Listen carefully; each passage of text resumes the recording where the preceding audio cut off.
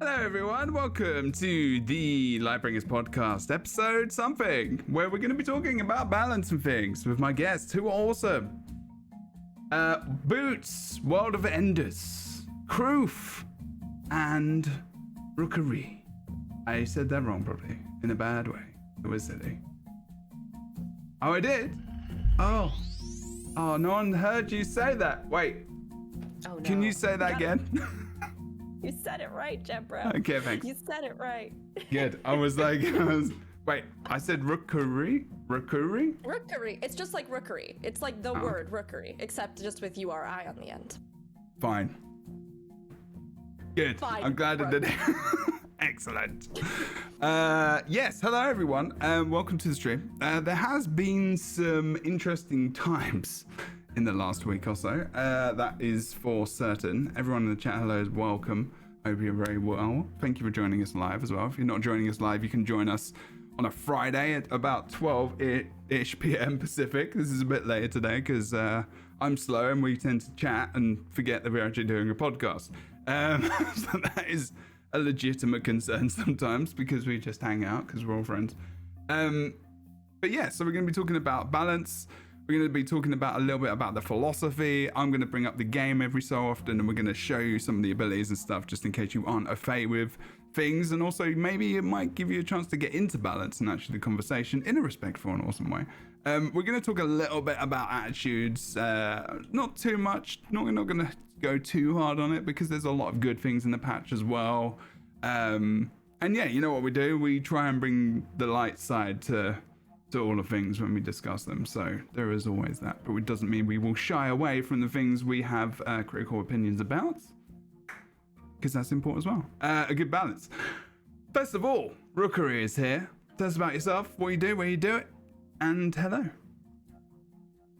Oh, Rook, aka Rookery. And yeah, you can find me everywhere at Rookery. ROOKURI. That's Twitch, that's YouTube. On Twitter, though, it does have an underscore after it until I can just get Rookery eventually. But at Rookery underscore and Instagram at Rookery.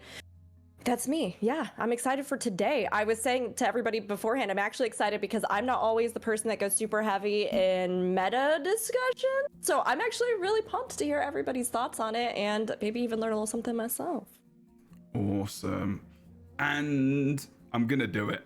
The Rookery was on the Crown Show recently, yesterday, and was co-hosting. Was not the highlight or the spotlight, was co-hosting the Crown Show on Twitch, and that's a big deal, people. So if you, wherever you're listening to this, chuck a little comment and say, congrats, good job, doing good things, well done. Thank you, friend. Thank you, friend. Awesome.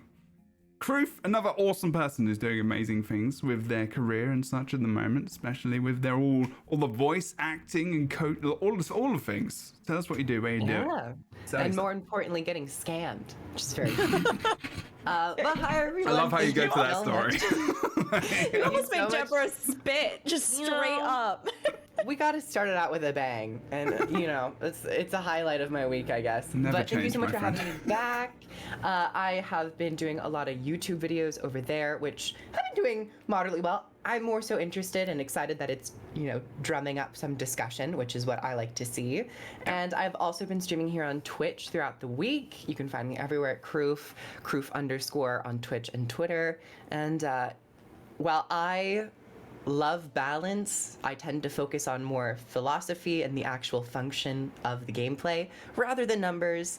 So if anyone here is really big on numbers, I too, much like Rook, might learn something as well. So yay, thank you. Wow, numbers as well. Yeah, that's true.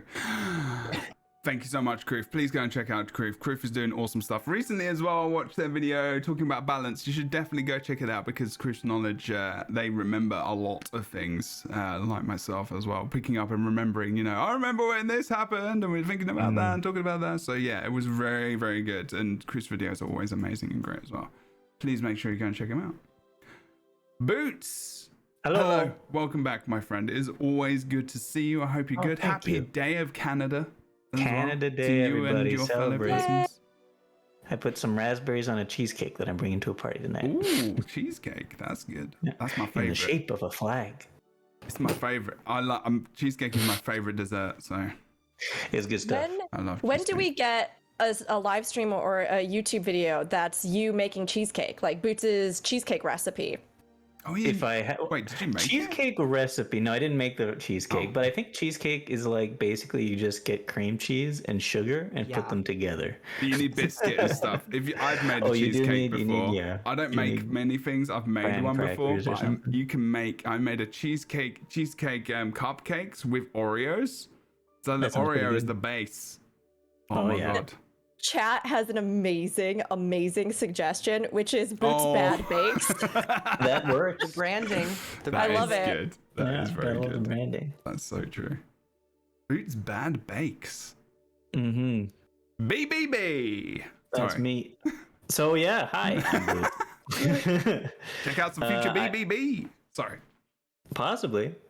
Yeah, you can find me on World of Enders on YouTube usually when I'm making videos, and or on Twitch at Boots_ if when I'm streaming, or on Twitter when I'm checking Twitter at World of Enders. You should definitely do that. And we know you love Twitter, Boots. Mm-hmm. To be fair, your life is probably more full not being on Twitter most of the time. I mean, I check Twitter probably still too often, but apparently I check Twitter not often enough to catch the important tweets about when Rookery is co-hosting stuff over on the Crown channel, because I keep missing those apparently. And what was I saying? Oh yeah. I also am a balance enjoyer. Balance enjoyer. Got any balance enjoyers in chat? Yeah. Oh, yeah. Give us your, I don't know, hammers or something. I don't know. Whatever you want to put in the chat if you like balance, or don't do anything. That's also fine. Just do what you want. I'm gonna go through. So what we're gonna do is we're gonna do a little bit of a timeline here. So we had the preview notes, right? So if you don't know what's happening and you're not.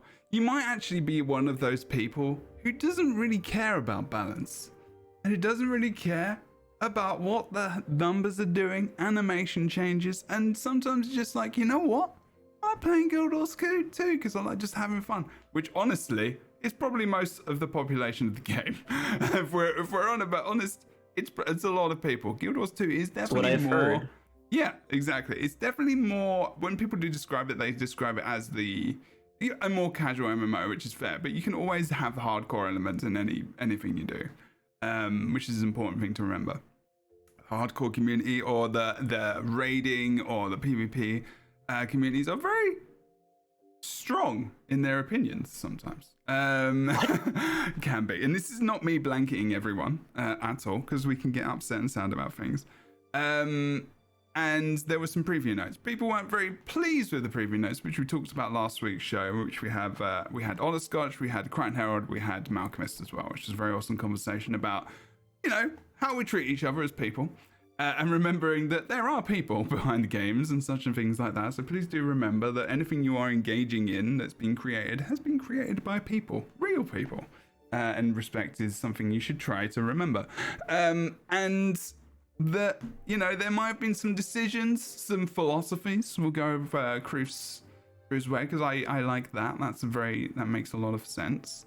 And of how things are going, balance-wise. Where are we heading?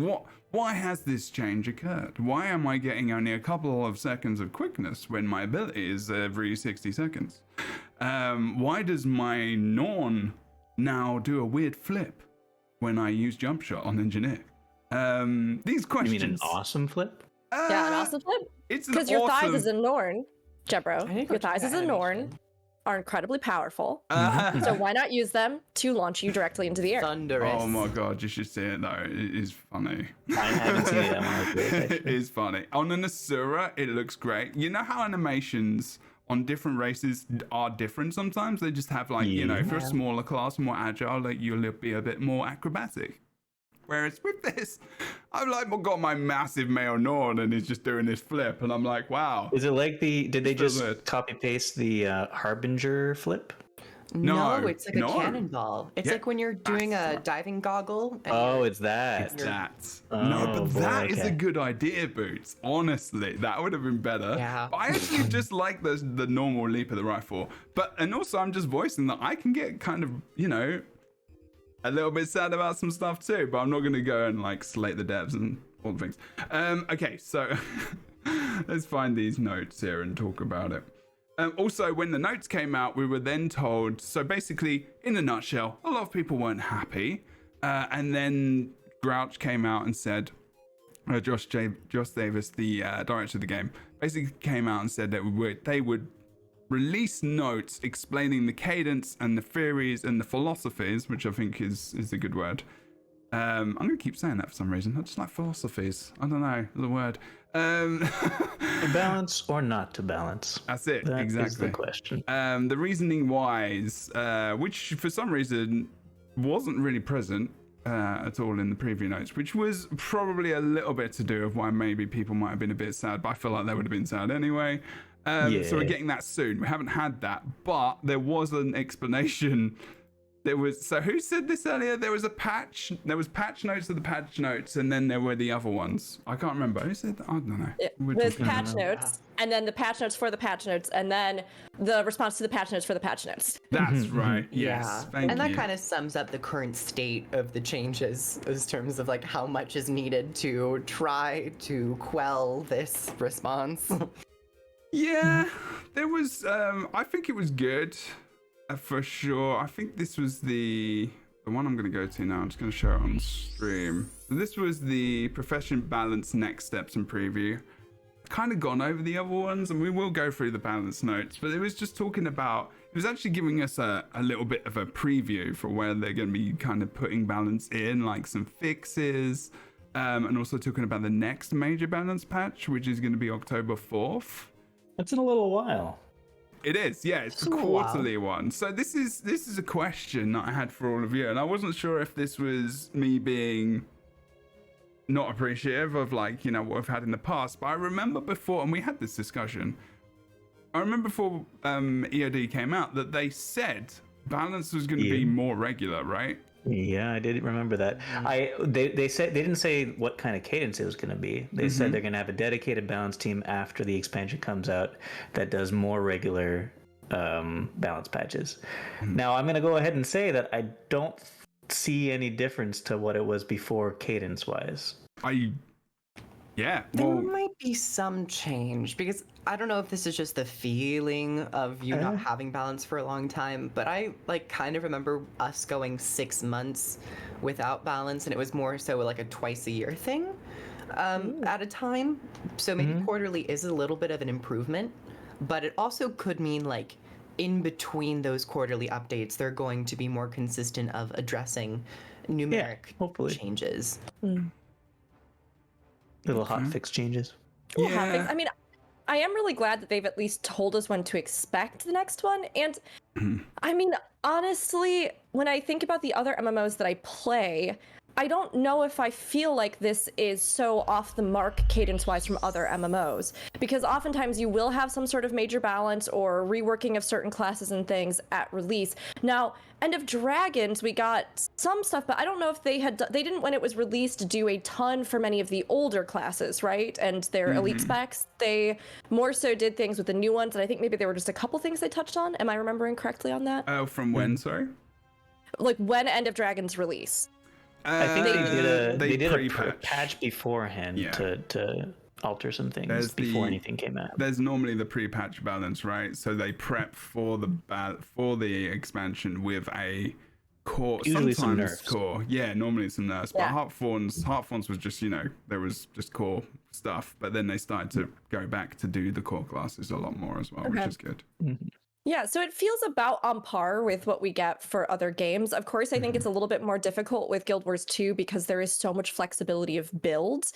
And there's so much, the different game modes and stuff like that, where I do really think that they maybe need a little bit more than other games in those regards to kind of adjust and flow with whatever the community is coming up with. But yeah, I mean, I agree with you, Kroof, in that I feel like we have at least had more active engagement with it, and it does feel like we've had a little bit more. But of course, as we've seen here, there may be even other ways to improve that process in balancing and feedback with community. So, and I think Grouch addresses that in the follow-up, right? That they're looking into ways to release patch notes earlier before they're baked into the releases to possibly get some feedback before putting them out there. Yeah. So go on, Chris. Oh, I was gonna say, and I think that is the biggest point, that we have to just wait and see what the actual effect of that will be, because we've had patch notes release a week early. They used to release them on Tuesdays. This time they released it on a Friday, which probably wasn't smart in hindsight, but we've gotten them a week early, and I don't think that many changes came from community feedback when we got them a week early. Now, if we get them maybe 2 or 3 weeks early, maybe we might see some more changes and more community feedback actually have more of a palpable effect. Yeah. Griff, do you think that, do you think then, because I actually saw that as that was not going to be something we would be able to give feedback on. I don't think that, I think you're right. I think if I think that patch was going to go through no matter what. Like, it was just there was definitely not going to be any feedback. There's no time for them, because the way they run things in their dev cycle is very much stuck. Once they put it through the system, that's it. They can put changes in, but they're just going to come in. And Tuesday is their cycle for those patches as well, unless they pop in those random kind of fixes. And I mean, the thing is, though, is that that's not unusual. You know what I mean? Almost every other game I play, they make the changes, and then if there is feedback, they address that in the future. I mean, there have been times where, in Final Fantasy XIV, the X pack before the one that we just had, they just decided that Bard didn't get buffs anymore, and the expansion went live, and all of Bard's songs and buffs were just gone. And it's oh, really? Interesting. I saw that tweet today. I think it was Glenn. Yeah. So, I mean, the thing is that then those changes in 14, for example, we had to wait an entire several months into the expansion and all the rest of the cycle and everything else, about halfway through to the next expansion, to then have those changes be made. So again, and I think Josh even addresses this later, right? At least in many games, not all, because I think World of Warcraft has more of a feedback window for various things, to good and bad. Live beta realm, right? Yeah. Right, yeah. So but in many other games, because of the development process, right, you have done all the work already. Everything is ready to push to live. And when you announce those patch notes, oftentimes that's because this is literally what we did. Here's what we did. So it's not really designed to have a feedback window, as it were. The feedback window is after that release. But of course, with this follow-up to the follow-up that we've had, it looks like they might want to shift some of that design mentality in the future. But of course, we have the actual patch notes to go through here. But yeah, it's surprising to me that I think a lot of people even expected that that feedback would be implemented immediately in this kind of situation, when in many or that we get an official response over the weekend. Next week, after Monday. I mean, if people were expecting feedback to actually impact this patch when it was released on Friday, I wouldn't agree with that. But I'm not. I would also expect feedback within the interim of the 3 to 6 month wait period to see more effect. And I feel like with this balance patch, that's what's kind of demoralized the community, is that we have spent so much time on the forums, on the official channels, on the unofficial channels of social media, voicing concerns, and some of them tend to be shared concerns within the community, and we haven't seen that be tackled. And I think that's the biggest pain point. Okay, I heard a breathing in as if someone was going to talk, so I want to make sure that I make space for someone to talk if they were going to talk. Was there anything else anyone wanted to retort with on what Cruz said? Retort? No. Or reply no. with, sorry? Challenge me. Agree? I'd like Yeah, to challenge agree. Kroof. I want to challenge Kroof to a duel. No, I mean, we can do that no. right now, and I can shoutcast it. So Yeah. if you want to do that, like Yeah. maybe we could. I do completely agree with. I agree with what Kroof said. I mean, I think that it is something where, if there has been a lot of feedback about certain things for a very long time in the game, and it doesn't feel like that's being listened to. And now, of course, I always will say as well that there may very well just be feedback that like developers just don't want to implement. Like, I've got to just be real. I mean, it is always a mix here, right? Where like, there may be things that people believe really vehemently and really have a popular opinion on, but that because of things we aren't even privy to will never be put into the game for whatever reason. And then there may be things that, like I think we've seen, are very valid feedback and that really should be listened to and acted upon, or at the very least acknowledged, right? Like, we understand that the community has said X, Y, or Z about this. As of right now, that is not in our scope, but we are looking at things in the future or stuff like that, right? But I do think that this may be, like, there have been some gaps in particularly very specific classes, which I'm sure we'll get to when we get more to the nitty gritty, where, Kroof, like you said, I do think that some of this was exacerbated by the fact that it was like, these are truly seemingly glaring problems. And, you know, like, how are these not being considered? And yet other things that I think may have been good changes and other stuff in this patch that were also really good that got completely overshadowed because of this, right? Yeah. Yeah, that's very true. Because there was okay. So if we want just like random stuff that got added, we got another legendary skin set. We got like that's massive. Like, So before going to the patch notes, do you want dwarfed. to talk about the patch in general before that? Like the non-patch notes, balance stuff. Yeah, we can do that. We can do that. We've had some general chatter about that. I'm just gonna pull them up.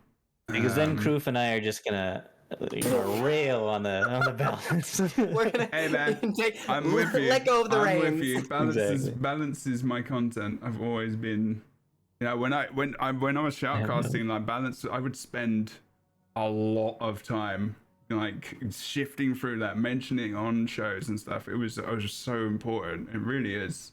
Like, for the PvP So yeah, now. I do have notes. SSF has a good point. I do have notes on the balance notes.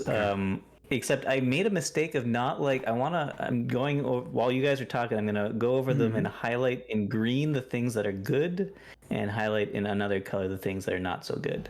Because that way I'll be able to say like good points. These are good. Bad Well, we points. can, we can do good. that as we look through, because I will go over them in some kind of order. That probably makes some sense. Or like rather than just randomly fixing things. So if I go through things like and miss something, just kind of yell out like Jebro does this thing. So number 1, Living World, they increase rewards for Twisted Marionette. I don't actually know what the rewards have been like. That what they say just doubled. I don't know. They say increased. It's a bit vague, but there we go. I should really have gone onto the Guild Wars 2 wiki notes because they're the best ones. Yeah, But I have them anyway. here actually if you want. I'll send you the link. Yeah, I'll Google if it. Yeah, you can do that. And I will it's actually just do that. It's easier. scroll down just a tiny bit. It's always the notes I go to once they're out. Like they're the ones I go to because you can look at the abilities, you can look at the past changes. Yeah. In this case, there is no icons, link yes. to the rewards about Twist Marionette though. Oh, is it just pure balance in there? The balance is the ones with the links usually. Okay, well when we get to balance, we'll go back to that one. That makes sense. Yeah. Okay, let me just get back to this. So yeah, I mean, I think that's still. Wow, Jebro, you just use the same flipping window. Jebro. Wow. So in general, equipment is no longer damaged when a player is getting battle. Oh my God, so I This kind of also falls under balance, not gonna lie. That does kind of. I mean, does it really? Yes. It has something to do with your character stats. Does it though? Only Yes. like after. No, it's actually a decent amount of health and armor. I don't know if Yeah, but that only is it only balanced, though? breaks after like you It's the die same 8 times. There's no and balance. Really. It's 12 hours. Is there balance? The new buff. Oh, the new buff. It's the new buff, buff. Yeah, right? yeah. Oh, I thought you were talking about like the armor. Okay, never mind. Yeah, no, Yeah, no. yeah. This is the Yeah. buff. Like that's emboldened. You mean you're talking about emboldened, right? Are you talking about emboldened? No, the No. Oh, in- no. There's So another the repair thing. can. So okay, so I know what equipment you're no talking longer. about. equipment no longer gets damaged and breaks, right? Yeah. Great. That's a fine. It's a little pain point that's been in the game for a long time. That doesn't really make any sense. Good to get rid of it. But they had to do something with instant repair canisters, which are sold on the auction house, on the gem store, and like the instant repair canisters that are whatever, forever. Yeah, whatever they're called. Yeah. endless instant repair canisters. So because people spent money on those things, so they have to like give them a purpose otherwise, right? So I think now they give a buff that gives extra health and defense, and it's usable in World versus World as well. Health and defense in PvE, it's not a big deal. In raids, it's not a huge deal. I mean, it isn't it? It can't. I mean, if it's defense, and that means that like the tank is gonna need to up their toughness in order to not to still it's get actually armor. It's not toughness. Oh, okay. All so they thought about that at least. All right, that's fine. I'm standing at it right now. They've actually changed the icon as well, as far as I remember, and it's called Anvil Reinforced Armor. So you click it, and it says, you can reinforce your armor at this anvil. And you click Reinforce Armor, and it goes, the armor is reinforced, and then you leave. How much is it? How many? How much stats is it? It just does. It just says increases health and defense. 11. Do you know what the actual stats are though? Plus 300 or 500. 500. I don't know. Okay. Wait, what? It's a decent amount. Well, let's have a look or at the is it 1,000? Or is it 100? Kasu in chat says it's 5% armor and vitality, I believe. Weird that it's percentage, so like it actually. No, yeah, that's better. It's weird that it's percentages that it actually like. It's good that it's percentages. Depends on what kind of armor class you have, whether you're light, medium, or heavy. Yeah, it's better. That's weird. Otherwise, it could be a lot more and a lot less. I'm gonna be blunt and just say I am not a fan of this change. Oh, yeah, I know. It feels redundant. It feels like it's not needed, and especially because it's actually interacting with the UI with a buff, and our buff bars are being so bloated, and it's hard to keep track of things. It just feels like. Really? Is this really what we I would say the not having to repair anymore is a good change. The changing repair canisters to a buff, not such a great change. But why did they? What are other options? They have to do it. They have to turn repair canisters and selfless. You could just endless. do primers where like it refreshes your like enhancement for like your food or like sharpening stones. Because that could be something that is changes to something entirely one-time thing rather than a 12-hour buff. Yeah. I mean, I'm sure they also didn't want to remove the actual, in-game anvils and things. I mean, I think if they had just made them, you couldn't interact with them. I don't know if new players coming in would really find it that weird, because the anvils could just be a part of the atmosphere of a fantasy world. You know what I mean? Like, well, here's an anvil to do your armor and stuff. So I mean, I agree. I don't mind this. To me, it feels like something where for the vast majority of content that we have in game, even if you're doing raids, I mean, there is food, there are primers, you've got your utilities, you've got these different things. So like, to me, if the baseline of your gear is still good, even if you forget to get this 12-hour buff, I still think that for the vast majority of fights in this game, especially if you are in ascended gear or whatever, that like, that difference of health and stuff, again, it's not going to be the end all be all for clearing, like where we are currently. So that's the important thing, right? Like, I think the important thing about all of this is they removed the necessity to repair your armor because they didn't want to have people who aren't paying attention to the game very much running around in broken armor and like bringing down the experience for other people because of that. So they needed to introduce maybe a buff or something else to replace the repair canisters that will not be something that's necessary for people to have. Just like it's important that you repair your armor if it's broken. It's not that important to have this buff or not. However, does that mean, like, do you think there's somebody with an endless repair canister who's like, oh man? Well, I would tell you, and I know Really Geek won't mind me saying this, but Really Geek had a the unlimited repair canister on the sale on the trading post for like 3 years, and it just sold literally as the patch dropped, or like around when the patch dropped. Some people want it. So some people like that buff. People want the stats. That's a good indication of why people Like they don't have to, which is weird because it's once every 12 hours. So it is just going to be that literal like, weird little helmet thing on your buff bar. I agree with Kroof in terms of like, do we need another thing there? I mean, I don't really think so. And also we can't move it or anything. So we can't even just move it out of the way or put it above the map or anything. And it just gets annoying after a while. Like when you're in raids and PvP and stuff or anywhere. And you're Is there a way to disable looking at all your buffs? I don't think so. No, sadly not. It's tough because I agree. I think that the buff, like seeing good. buffs or debuffs on you, like boons, whatever you've got active, it is very confusing in Guild Wars 2. There are so many and they flash and they're in a place that I don't always feel like my eyes like naturally gravitate to. Yes, they're like above where you're hitting your buttons, but usually when I'm looking for that kind of information, I'm looking for it like next to an ally's name, or I'm looking for it somewhere that just seems more distinctive. And there are so many of them that it can be difficult to actually sort of keep track of like what is what. And of course you can still visually identify and see, but even in other games we have some options where you can like blow up different UI elements or like reposition them or move them. So even something like that would be helpful, but in the case of this armor buff, does it need to be showing up all the time with everything else? No, I mean, Kroof, I agree with you in that I think visually it'd be much easier to just have it elsewhere. To answer the question about, do we even feel like this is something that's still relevant? I will say that the one thing I think is kind of a saving grace about this is the fact that in End of Dragons, we have had some content that I think is pushing how difficult the game is.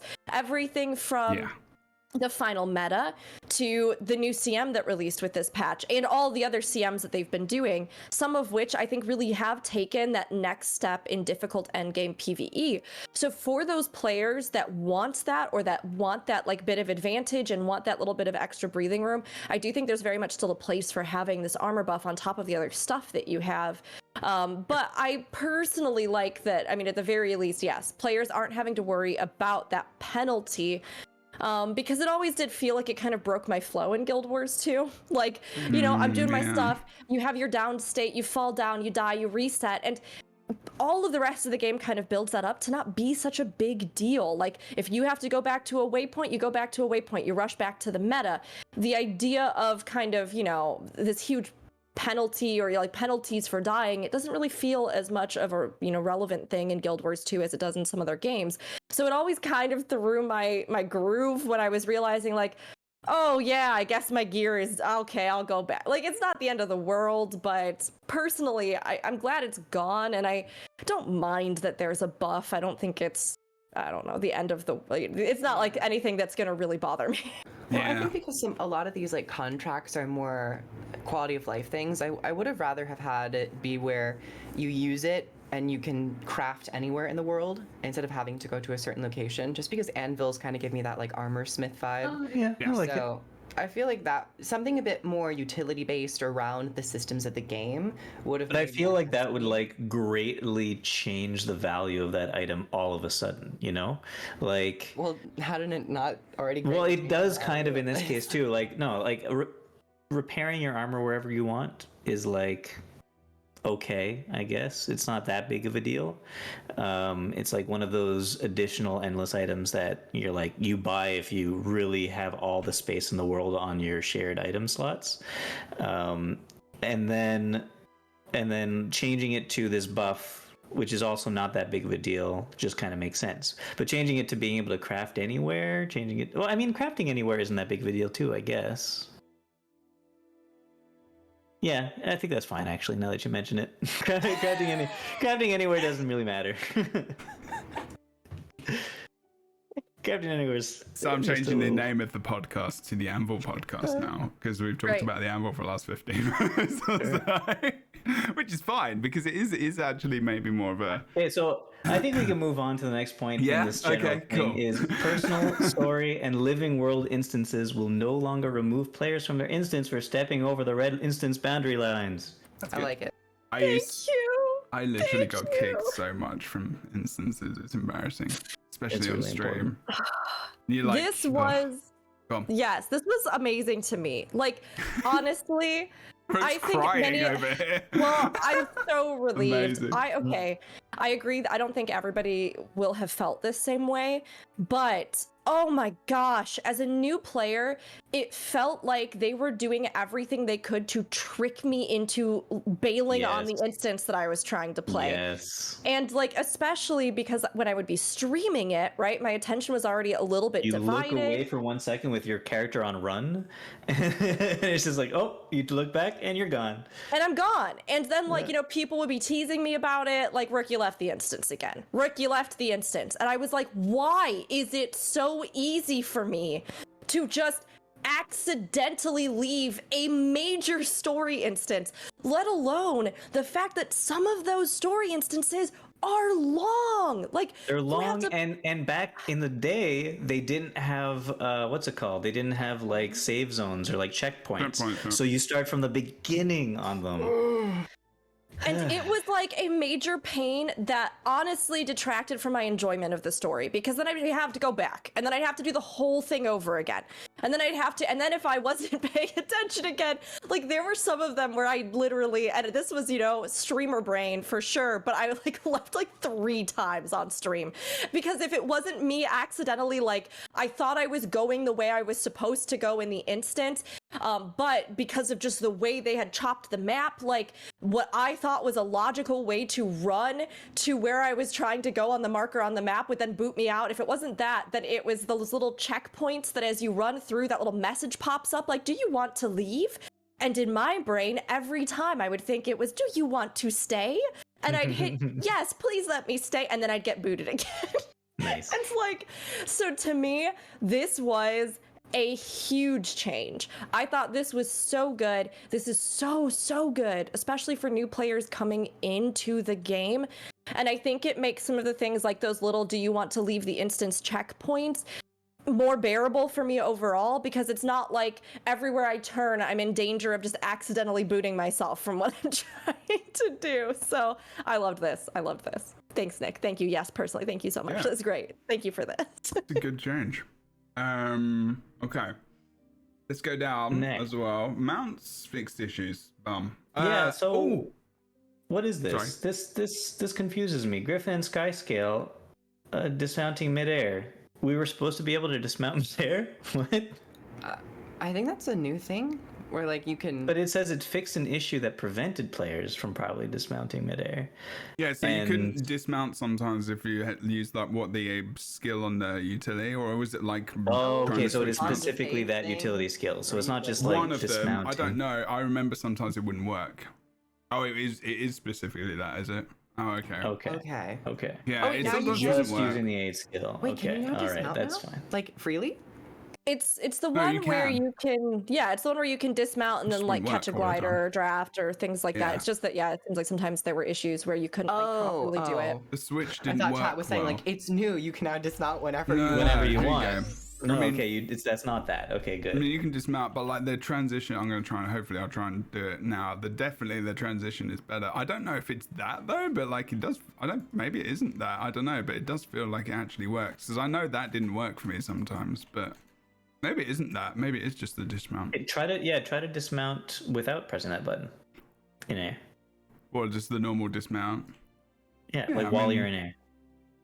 The A skill hasn't changed. Oh no, I thought it was just like a bug that it was a fix. I know it hasn't changed, yeah. Anyway, someone explain chat. Oh, it's the actual dismount. In midair, whether or not you can... Oh, okay, sorry. Oh, that's what you meant, in midair. Remember that streamer brain I was talking about like 10 seconds ago? Yeah. Wait, okay, now we need to see this, because if it... Wait, so you couldn't do that before? Oh, I'm dead now. Wait, can you do it now? You can. What, wait, really? Oh, I thought you could. That's a big unless you use the special skill. What the hell? Yeah, the special skill is, it's different, right? Yeah, the special skill makes you go up a little bit higher. Yeah. But that's a big change. What? Yeah, that is a big change. So, and they're making it like it was an issue. Like it's a bug fix, but it's like I didn't know that. What? This has never happened before. Intended use for 4 or 5 years now. I didn't even know maybe there was some sort of side effect that was meant to have been in there with part of the mastery line and just didn't. It had never been. It just didn't make it, or something, or something was conflicting with it. That's pretty huge. Okay, great. Is it? Okay. Moving on, mouse cursors can now be displayed. We're Mouse screwed cursors if can now that's be huge. displayed.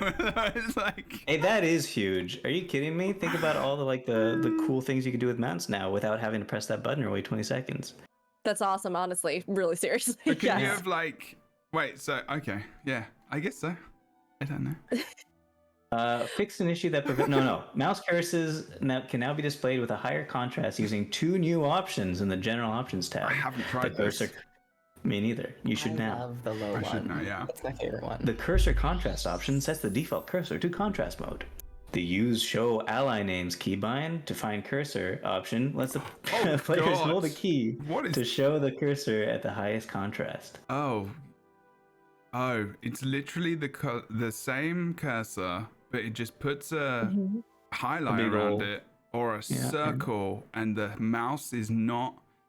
The pointer is not in the middle of the circle. It looks like a nipple. The alignment is a little weird weird. on the big one and the high one, but the low one, The low one's I've been perfect. playing with it for a while, and I've gotten really used to it. This looks Because like it's hard a to nipple. see the That's weird. cursor. It used to be hard to see the cursor in the game a lot of the time. Like I just lose it, and then I'd be like, "Where? Oh, where's my absolutely. cursor?" I am like half blind in one of my eyes, and I'm like, my eyesight is bad, and every time I'm like, what? Where's my ping? And then I start throwing grenades like in the air randomly on like some platform in space, and I'm just like, okay, we're here. Yeah. I can't. I had the same problem all the time, and people previously would just say like, "Oh, well, there's things you can download," or there's like in that kind of gray area zone, and I'd be like, "Yeah, I guess," But this YOLO is mouse. a great, like YOLO mouse, but this is a great accessibility change, honestly. And even if you didn't need it for accessibility reasons specifically, I still think it does make the game more accessible because I had the same problems. I'd lose track of my mouse all the time. I'm like, where did that go? Okay, well. Low is good. Yeah, agreed. Rook, it is accessibility is the key there. I think it's still a bit.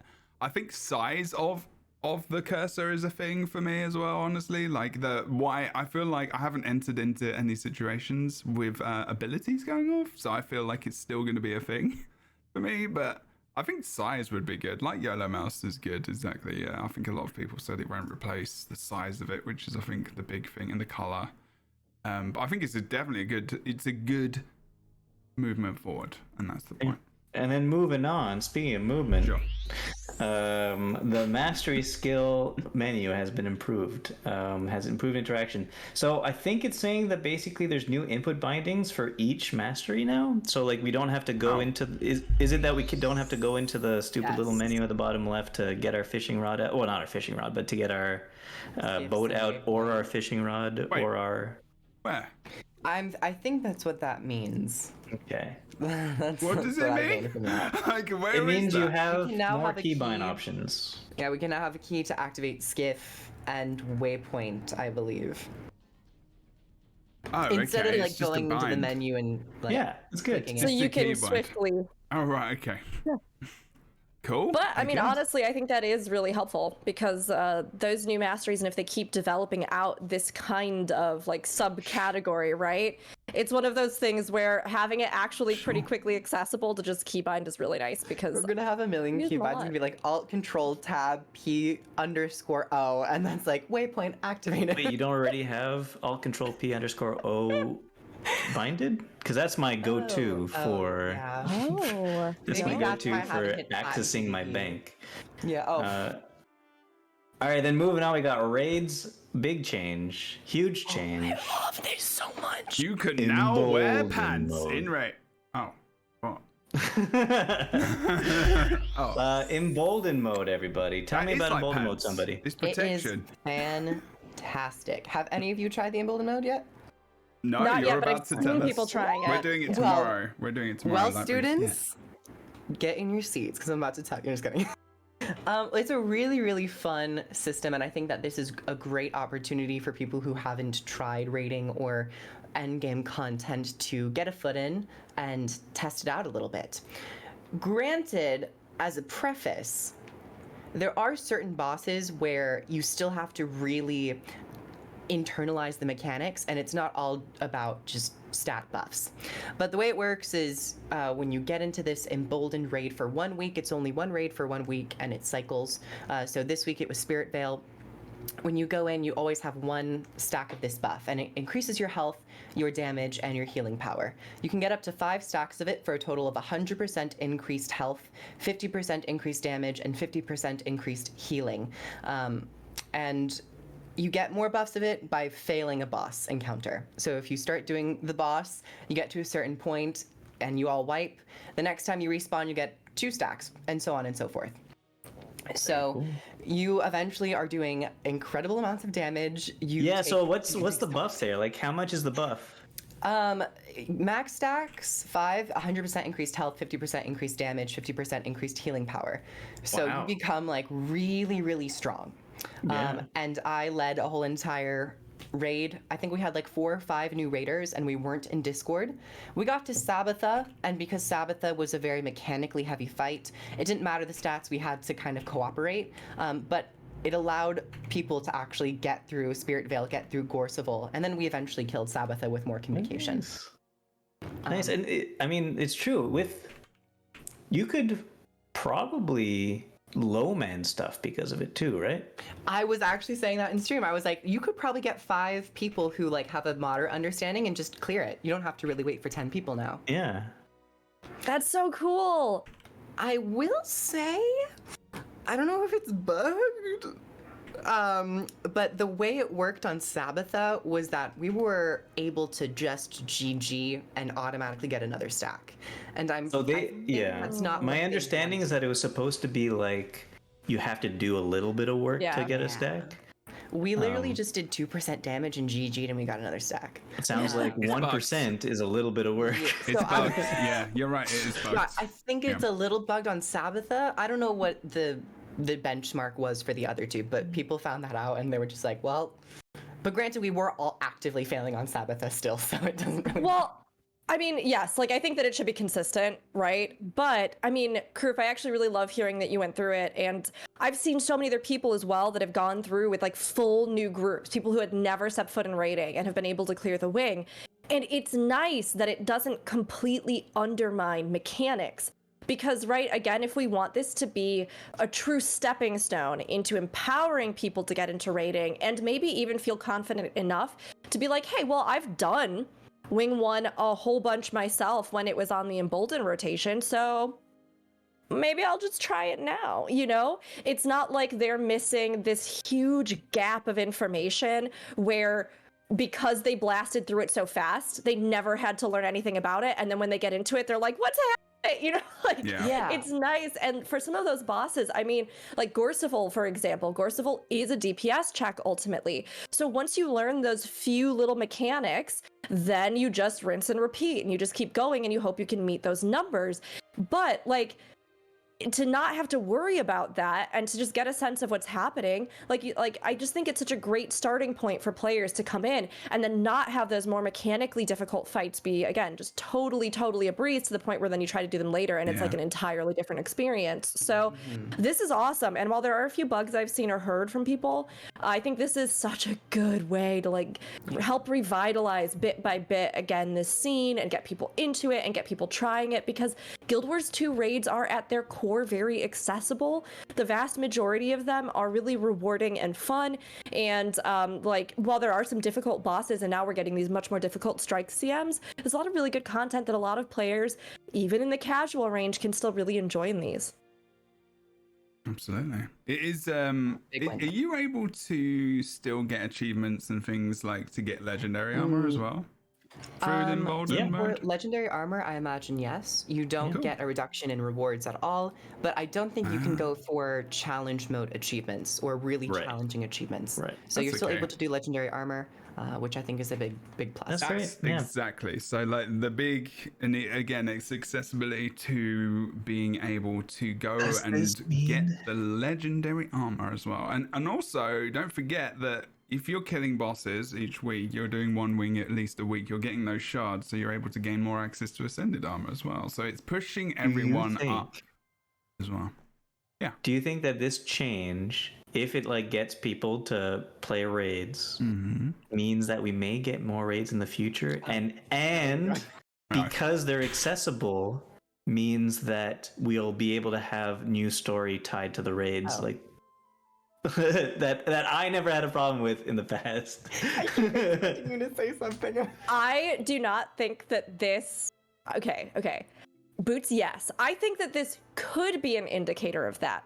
I also think that until they explicitly tell us, I will not be like banking on it. Yeah. But I mean, I will say that one way or another, you want players to engage with content you're making. And if it's something as big as a raid, and if you're going to be devoting any narrative resources to it, right, there need to be versions of that the entire player base can engage with.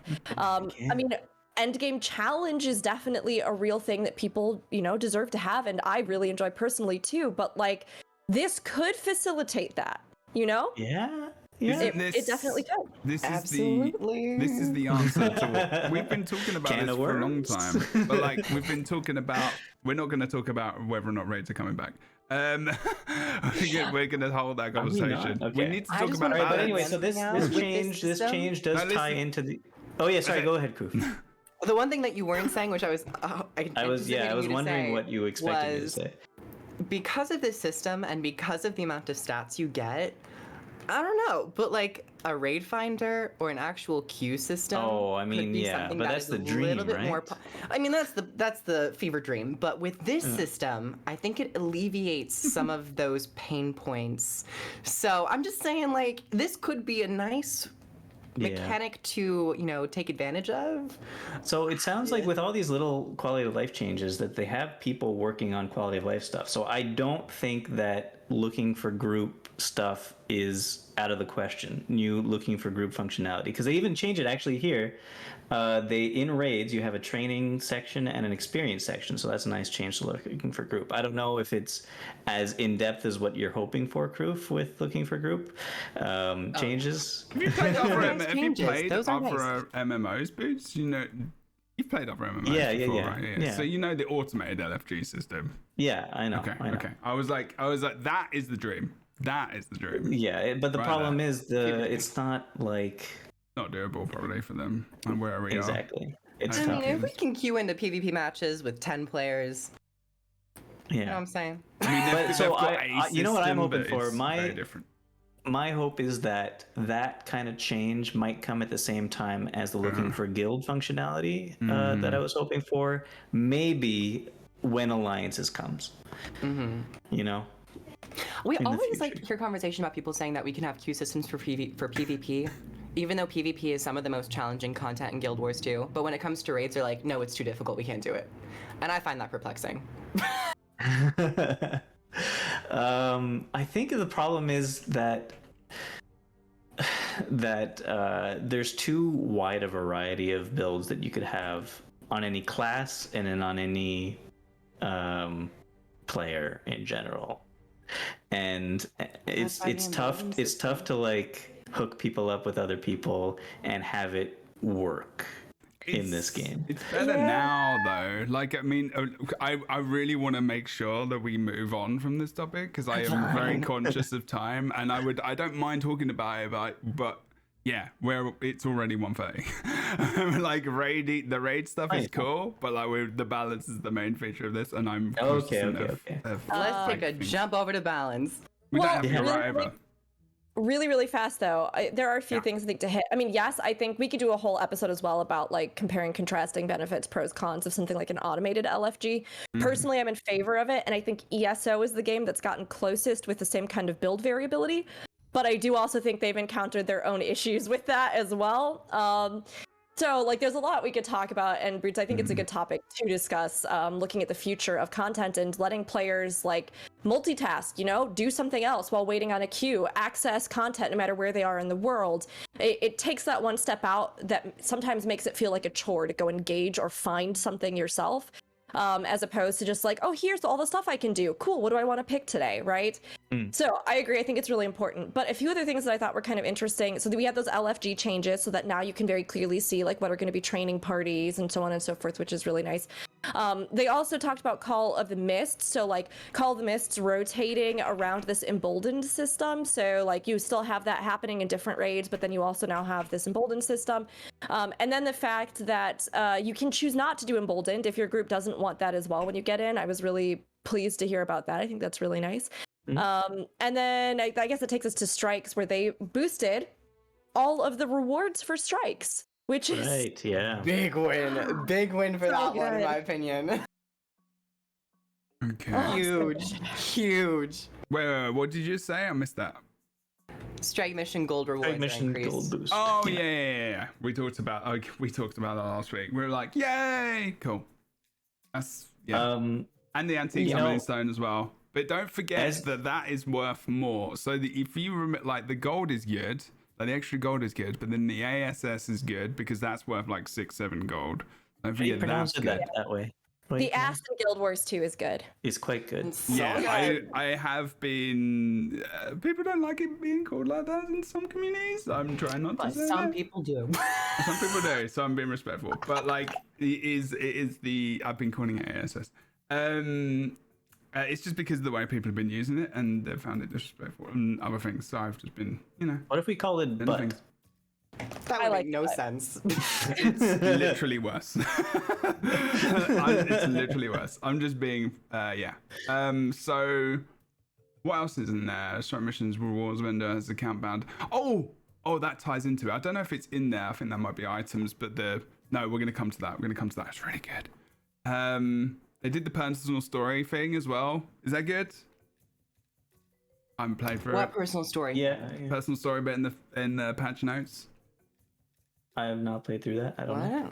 So the essential Hearts and summary Minds. is that specifically in Heart of Thorns, the story instance, the final one, Hearts and Minds, has been updated to be a bit more accessible for players. There are now checkpoints so that, if you die or you have a DC, you can reset to it. Like we were talking about earlier, the rage that happens and how frustrating it can be trying to progress through, but like... Or are we talking about the final fight? Yeah. Yes. That whole instance doesn't have checkpoints. That was annoying. Yes. Because it gets bugged sometimes, and it's like, it's rough, yeah. And they also removed the bit where if you were in there with friends and you died, you got sent to the shame pen. Yeah. And then you had to watch everybody else doing your story without you. Yes.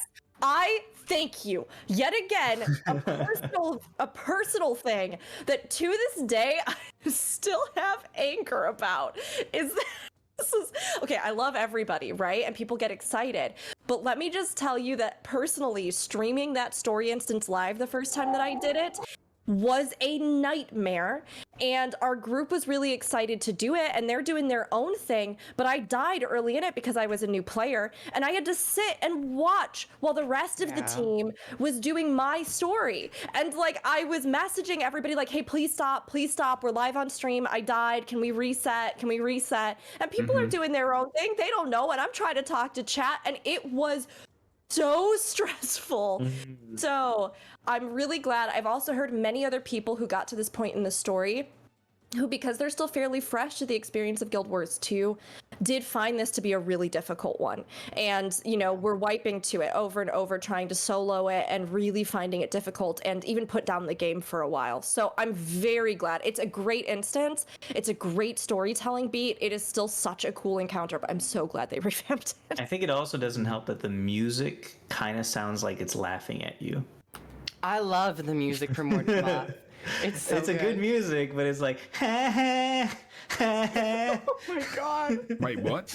It's such a good track. Can you put reverb on that, please? Lena did so good on that. But I agree. Sure. I think Heart of Thorns, especially considering it was like the first expansion where they really upped the difficulty, and that fight was almost like a raid in a way. It was like a genuine boss, and I think that the elements of the Moth fight can be perfectly transitioned into a strike mission if we are, just absorbing story mode bosses into strike missions as well. I think that whole system could be really fun, and then we can bring back the shame pin. What did you call it? Yeah, we could bring back that. But I think that overall, this is probably the best way to go in terms of, just allowing people to get through the story.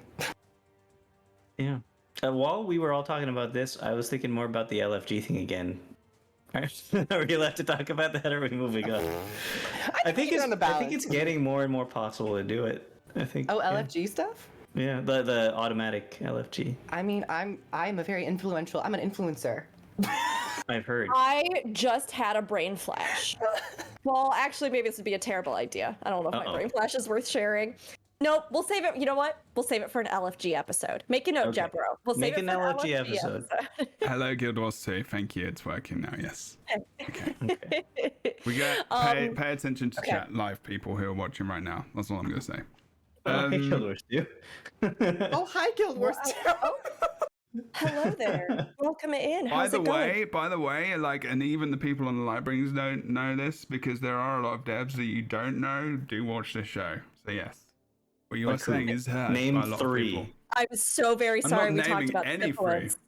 I'm not naming any. I'm unapologetic. That was Rook's machinations. I do not have syphilis. Okay, I'm sorry, crew. Let's leave it alone. You cannot pin this on me entirely. Does that mean you lied to us? I didn't say anything. Oh, okay, we have to stop. We have to get it back on track. I'm literally serious now. Good lord.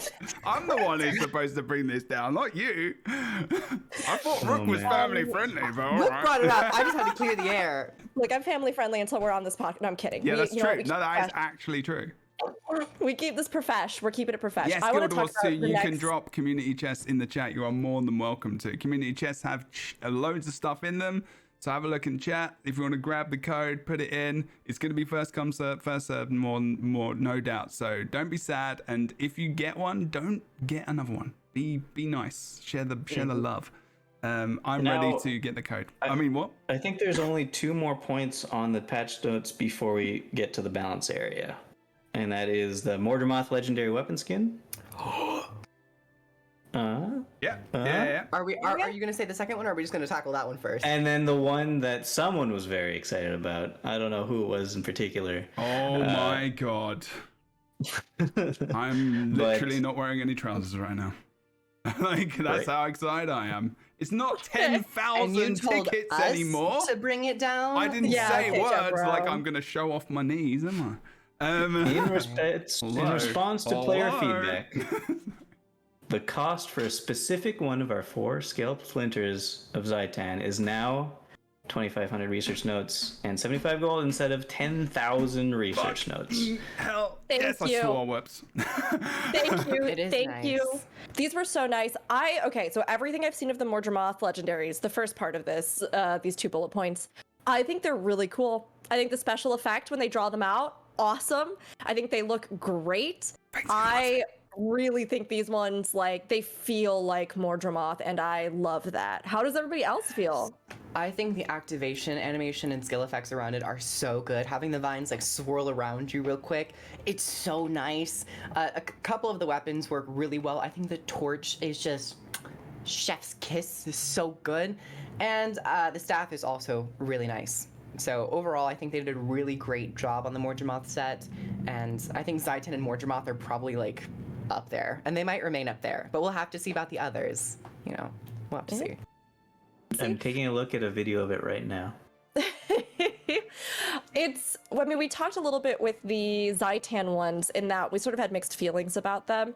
But I feel like, I mean, even when we're talking about like community feedback, right? To me, even just seeing that little step up with Mortar Moth felt like that was a direct response in many ways. I mean, I think there's still maybe a little bit more that could have been pushed with the effect, or like you had suggested, was it you, Groove, that suggested like the tentacle heads coming up from the ground under your feet or something, and like the special effects. Like, I still love that idea for it, but honestly, I think the Mortar Moth ones are iconic. I think they look great, and they're definitely worth working for. And this research note reduction makes me want to like work for the variants even more because it feels much more accessible. It's that those notes are just.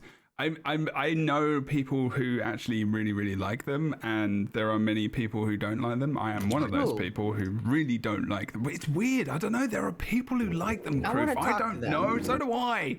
I want to throw them in Mordor's fires or other fire. Not really. I'm joking, everyone. I love you. But like, Cook Mordor exists. yeah, it does. It does. It's real. You can make it as real as you want, Griff. I've hiked there actually in New Zealand. But the more important thing is that if you like those things, then that's okay. But 10,000 was ridiculous. And and you had to get what 2 to 2.5k research notes for the thing in the first place. So it's not even just that. It's like you're already getting 5,000 or so. And the 75 gold is okay. Like that's a gold sync. I think that's a good thing for the game. There should be gold syncs in the game, which is fine. Oh, it should have been karma. But the thing is that getting those things and getting the skin is just a part of it, because the content I really wanted to do was go to ore and kill the things and get the items so I could build it, so I could go into the core content. That was the thing. I actually really don't even like the Zaitan skins that much, like compared to the new ones. Like you're saying, like the staff is wicked, but like I just wanted to do that. I wanted to go back, kill the wizard, go into ore, be in a group with other people, do events, and do that part of the content. That's all I really cared about, because I don't think it's that too bad if you take away those tickets. So that's actually a huge change, and we'll only encourage more people to go there, more people to be in the zone. And when new players get to those ore zones, they're going to see it active, even more active now, I think. I haven't been there recently. Let's push it on past that. It's generally a very good thing. Chat, do you agree? Yes, you do. Thank you very much. Okay.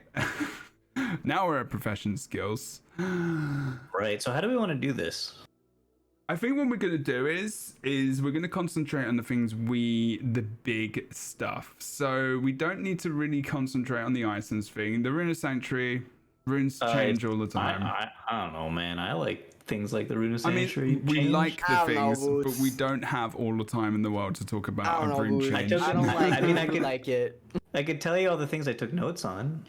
Well, why don't we just go through the list and you can bring your notes in? All right, fine. So Rune of Sanctuary. Oh god. Did you write notes on every single thing? On the Rune of Sanctuary? No, not on everything. Just definitely on the Rune of Sanctuary. Because the change about the Rune of Sanctuary is definitely like it goes throughout the notes here, is that healing over time effects now affect certain traits that didn't affect before, and because of that they had to change a lot of those traits, and the Rune of Sanctuary in particular as well. So they cut in half the amount of barrier you get for Rune of Sanctuary, but they increase the amount of sources of healing. So I got to test it basically for the Rune of Sanctuary, because there's definitely things with Mesmer, Mech, and Thief that didn't work before because they didn't count as healing, but now they do, and I want to try it. It's okay. It's not a huge boost. Unfortunately, I've tested it on Mech. Well, because they're cutting the actual barrier in half. Yeah. It's not so much the amount of barrier you're getting. It's the fact that you're getting barrier that might change some interactions that I'm gonna. It's more regular for sure. Maybe we might see more healing over time. Elite specs and skills come in. Yeah, maybe. I hope so, because I honestly really enjoy healing over time playstyles, like, you know, where you can kind of like anticipate and like layer that on with what else you're doing. And that always felt like something that was a little bit of a missed opportunity for me in Guild Wars 2, because I remember at some point I said to somebody like, oh, I have this one ability, it does regen, should I use that? And they were like, that's useless. Should I use that? I was like, I like your impression of yourself that you do. Like you're just like, your voice kind of goes up and then you're like, should I do that? I don't know. And you kind of sound like this. It's okay. You've got podcast Rook, and then you've got Rookery Rook on Rook's channel. The many faces very genuine, but just active in different places. But I really like this. I mean, this is I personally think a good step forward. Even if, like, I'm sure they reduced that initially because they're going, hey, well, if this affects more and like with frequency and stuff like that, they probably didn't want it to be just like wildly over the top. But I think this is a nice thing to see addressed, and definitely kind of communicates to me that, like you were saying, Groove, the philosophy might be bringing something like heal over time a little bit more into like their purview of what constitutes healing in the game. So, like, for one thing, I want to say Thief, the Signet of Restoration, or the Signet Heal, when you attacked something, you heal. I feel like it didn't give you barrier from Rune of Sanctuary, if that's possible. And now that it does, I want to see how that works with Spectre and some of the barrier traits that they have. So I don't know. It's some interesting things that might come from this. Okay. Yeah. Are we okay to go forward, or we're good? Yeah. I think the next thing to talk about is Fury, right? Fury is a big change. Fury critical chance bonus increased from 20 to 25% in PvE only. Why is that? Why, Kriv? Why are you like? I think 20% was fine. Yeah. I'm not. No, but there's a reason why it's going up by 5%. I'm going to explain then. Because they've removed a lot of profession-specific things that gave precision to other players. Precision, I power, would have liked toughness, just a net nerf stuff. though. Yeah. I would have been comfortable with just like a net nerf. So like get rid of those things and then don't. Oh, I mean that's fair. That's fair. But I think a lot of people would have been upset, possibly, of not being able to hit their 100% crit cap. Without building into crit. Without having it, exactly. Yeah. I think across the board, if you're it's going not so for bad. that, it's not so bad. I mean, if you're going for that build, you're going into that most of the time anyway. So all it is really a switch around of stats, and rather than building it into, they've just generally built it into a boon, which can have effect because there are classes that do healing and stuff where you might have a little bit of crit depending on the build. Is it Shaman has precision? One of the builds has precision with healing power. I can't remember.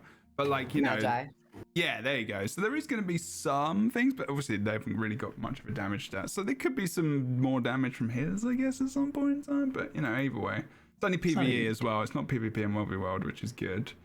Strange.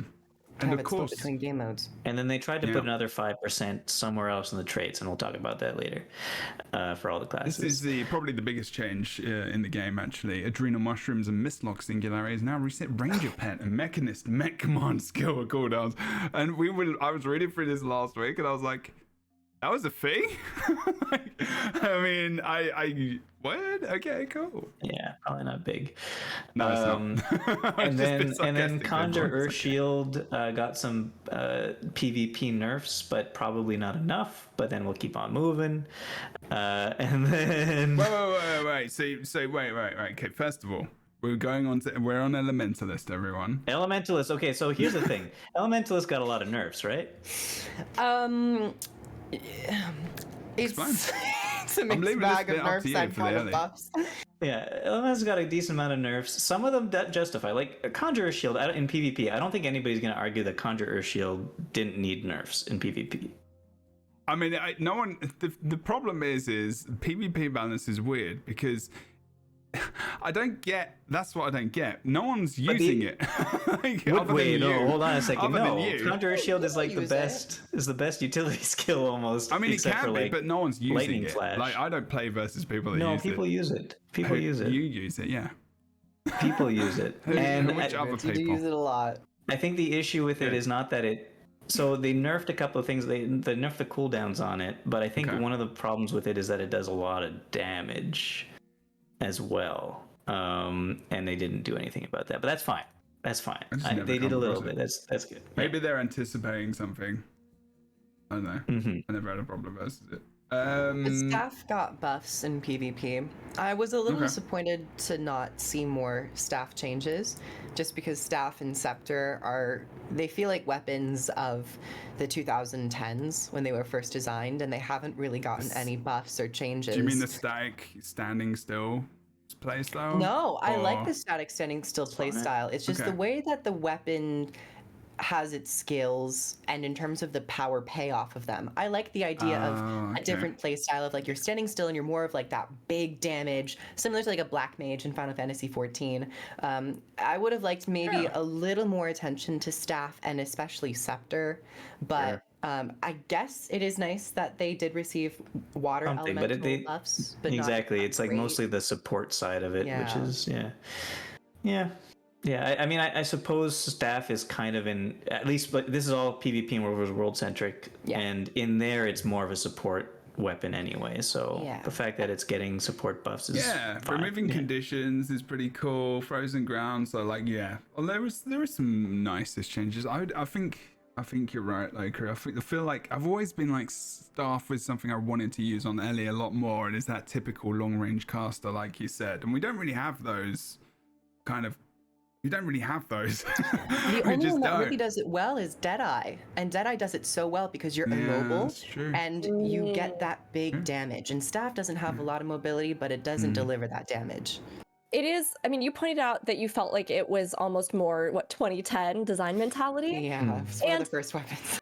I can see that though. I mean, and let's be real, it's a 10 plus year old game at this point, right? So like there are certain design mentalities that happened, especially with those initial weapons and initial class design, that like now, given all the new ideas and concepts in the game, do have to be looked at. And Jeb, I agree with what you said. When I first started playing Elementalist, I always thought in my head, what I'd like to do is to really lean into that, elemental magic wielder kind of thing. And to me, Staff has always felt very iconic of that. And that doesn't mean that I actually don't love the ways that Elementalist subverts with its other weapons, like how you could wield the power of the elements. I really, really love that. And I think it's one of the things that shines about Guild Wars 2 in its own unique philosophies. But, thank you. But, I think that given what we've seen with recent class design, I mean, even stuff like Bladesworn, where, you get this moment of pause that's so cool, or some of the other play styles that have, Deadeye, which has that cool kind of, again, immobile feeling, although, of course, then you have to kind of adjust or figure out for fights that might require more mobility. I think that they could absolutely, at some point, look back at some of that, like, weapon set and do more drastic overhauls if they wanted to, especially for Elementalists. Especially for warrior offhand. Yeah. Oh, and yeah, like So another point just before the Staff though. Raging Storm. What do you guys feel about this? Okay, so Raging Storm, as well as I think a trait in every other class, has turned into the same trait. And so Raging Storm increases Fury duration to 4 seconds. The skill now applies to 5 allied targets. So they turned a lot of Fury giving traits into give it to 5 allies. And made it so that it gives it 100% uptime if you have 100% boon duration. Or in some cases, you don't even get 100% uptime if you have 100% boon duration. Guardian, and I think Engineer as well. But the question is, I don't feel like it's a necessary change, number one. I also don't particularly like the homogenization of all the classes. There's like a lot of traits in this discussion that I would love to talk to you about. There's a lot of traits that are just being changed to the same trait across classes. Well, realistically, they always felt the same because you didn't have to do anything. It just gave you the buff. So now they're just going away from unique attribute modifiers to boons. So there is something different between each. But it's not like this unique protection. But it was a unique attribute my understanding was the unique attribute modifiers were trying to be taken away from things that gave it to other people, not the ones that gave it to other people. Yeah, but it's Storm? It's doing what? Raging Storm didn't, but because they changed the others, like the Guardian one, I think it's like strength in numbers. That would but then why does it have to be homogenized like that? If it wasn't giving it to other players, why not let them have their own trait? I think there are a lot of reasons. I see your point, actually. Yeah, no, that is actually kind of interesting. I didn't think about that. We've talked about stuff, even the LFG discussion that we've touched on a little bit here. Like, why can't we have something like an automated LFG? We've had, obviously, a lot of discrepancies with balance in Guild Wars 2 over the years. This is like a huge discussion. And I've talked about it before a little bit, but I truly believe, oftentimes from the patterns that I've seen in MMOs, there are 2 paths to take. 1, extreme diversity, in which players have a ton of freedom for build, theory crafting, all kinds of stuff. Every class may have its own very, very unique thing. And within that, balance is a nightmare. And it is so difficult not only to engage every player across the board in their skill levels with the understanding of all of those things, but to also then balance with so many diverse modes that really shine in many different ways without having to severely restrict certain skill sets or, et cetera, right? Or the other path, which is homogenize in such a way that things are more controllable from a player understanding, right? They pick up a new class and they're like, what is this thing? oh, that skill is kind of like that skill that I learned in this one, so probably does the same, so I could do this and that'll work, right? As well as creating the idea of like, if things are less variable than the variables that exist, we can control more.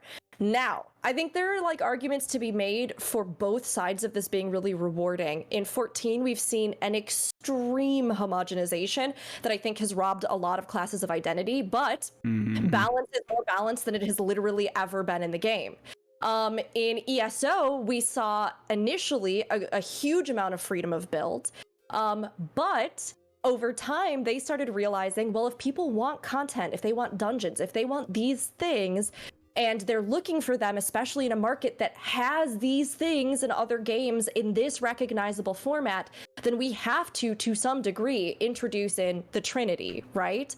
And with that, they started going, well, now we need to retool all these classes so that every class has a viable tank, healer, DPS build. And with that, they started to some degree homogenizing various things within that, and then creating more of like a, you know, here's a more of a traditional package.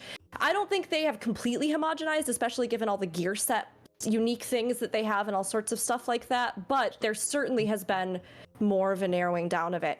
So I get the impression that the homogenization of various skills, including things like this, is because of a design mentality that might be trying to tailor us more to something with like a unification and control over certain balance elements, or even stuff like having a feasible LFG instant queue, right? Where it's like, how do we even control what people are bringing? Like, you know, it's like, well, if everything kind of fulfills a similar role, then there's less worry about like, well, we have no tank and there's a tank required, or, you know, like things like that. Well, also, the reason I like it changing from just a straight up stat, and I'm not sure whether I agree with like the change specifically, but like which group support? Which one? I mean, just a Raging Storm is the first one we saw here. It used to give Fury and stats to yourself, and now it does the same as a trait on every other class, which is give Fury to everybody for a little bit of time. Okay, well maybe. Yeah, maybe it's like maybe because Ellie didn't have that type of trait. I don't think Ellie had a trait like that before. I think it was the one class that didn't have a trait that gave. But it has other options to do that, though. I don't think it does. It has the Warhorn, or the Warhorn when it for comes to Tempest. a trait. Like, for a trait, yeah. But I'm saying that it's not even a trait that's necessary for it, because it had options to give Fury to people before. You could say that about all these traits. Like, there's methods to apply protection easily as a guardian. Why take that trait? Yeah, okay. I think we're gonna push forward. Like, are we? Okay. I get what you're saying. We're gonna be stuck. We're gonna get stuck otherwise. We're on the first class. Weaver. Let's maybe talk about the big things about Ellie, which would be Tempest and Catalyst. Okay. I think so. Okay. The Tempest change, Lucid Singularity, grants Alacrity when you complete an overload for 7 seconds, because it was buffed. Yeah. It says 6 right here, but they buffed it. I like that they're giving Alacrity to support builds, and I think that we should, as we're talking about homogenization, I think we should go down this road of supports are usually the ones to give Alacrity, while DPS characters are the ones to give quickness. That also just feels more appropriate for the themes of the roles. But then what happens is, in this case... and it's not so much about the potency, it's about the way that it's implemented and how it actually engages with... and a choice. So there's twofold. You have to choose it as a Grandmaster, which competes with your other support trait. And also the way that it functions locks you into just spamming overloads. So this isn't really about the duration, it's about the way you actually achieve that function. Very similar to the warrior issue. Yeah, and it puts you in a mindset of just using overloads, and then you don't have enough time to do anything else when you're in that attunement. And it creates a really boring gameplay loop, in my opinion, that I'm really disappointed to see in terms of philosophy. This is when we get into the philosophy, in terms of you're not actively participating and using all of your tools, you're just hyper-focusing on one system. Now, would it be... Okay, so when you cancel cast an overload, what happens to the cooldown on it? it doesn't give you alacrity. No, I know it doesn't. Oh, maybe it resets. Maybe It resets. Okay, would it be possible to change it to, instead of on a successful completion you give alacrity, it would be on starting an overload give alacriity. Therefore, you don't have to complete the overload and be stuck in it. Yeah.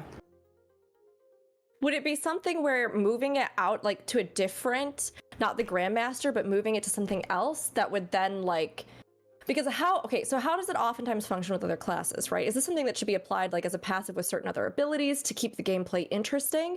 Do you think that there could be something interesting about creating a playstyle around overload?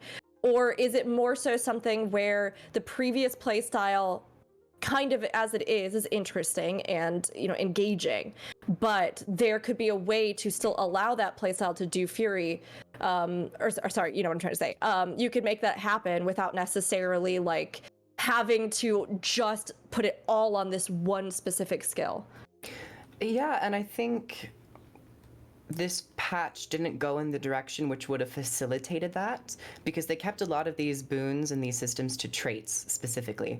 I think we could have seen alacrity come on shouts. Rebound, actually, like back in the old days, used to refresh your cooldowns, and I feel like that would have been a nice callback to give rebound alacrity. But that's a very specific choice as well, right? Like they put them on traits because they want you to choose between alacrity and quickness. They want you to choose between this and that. They don't want you to have the ability to do both. That's why they put it on traits. So they don't want you to be able to do all your alacrity through your utility skills and weapon skills. And then that's why they removed so much from the weapon skills on Mesmer, all the alacrity and quickness that you get from that. That's because a problem though, now, because they've using... removed too much. Yeah, but it's you're going got the too opposite far. now. Yeah. And at least if they're tied to utility skills, you're actively using multiple abilities, not just using one. I think, of course. Isn't there something about this though which makes this easier? I'm trying to play devil's advocate here a little bit, and saying that there has been a little bit, and I know you say no, but 2 seconds. Give me a sec to explain. The thing is that recently the community has really pumped out these ideas of one-button builds. They've been massively popular in terms of accessibility for so many players. I really think we're underestimating how accessible this game has become for the people that do not want to do the things that people think are expected of them, to pump out these rotations, to pump out all these different things. I'm not saying that necessarily that's a good way to design your game. I don't feel like that. I'm a PvPer. Like I'm a high. I would say I'm high. I'm just gonna let me finish my point first. Okay. I know what you're gonna say, but also like there is a way of doing it, and I think you're right. I think also sometimes we can be. When things change and we have a way of playing, it can be difficult to think outside of that box sometimes. It doesn't mean necessarily, you know, that it's good or bad, but like thinking about how is this different? And then when I'm looking at it, because I've played LE support as a PvPer, as like in raids and stuff as well, and I'm like, okay, well that cooldown's quite big, like that cooldown's okay. I could probably fit in like a rotation, maybe not as much as I did before.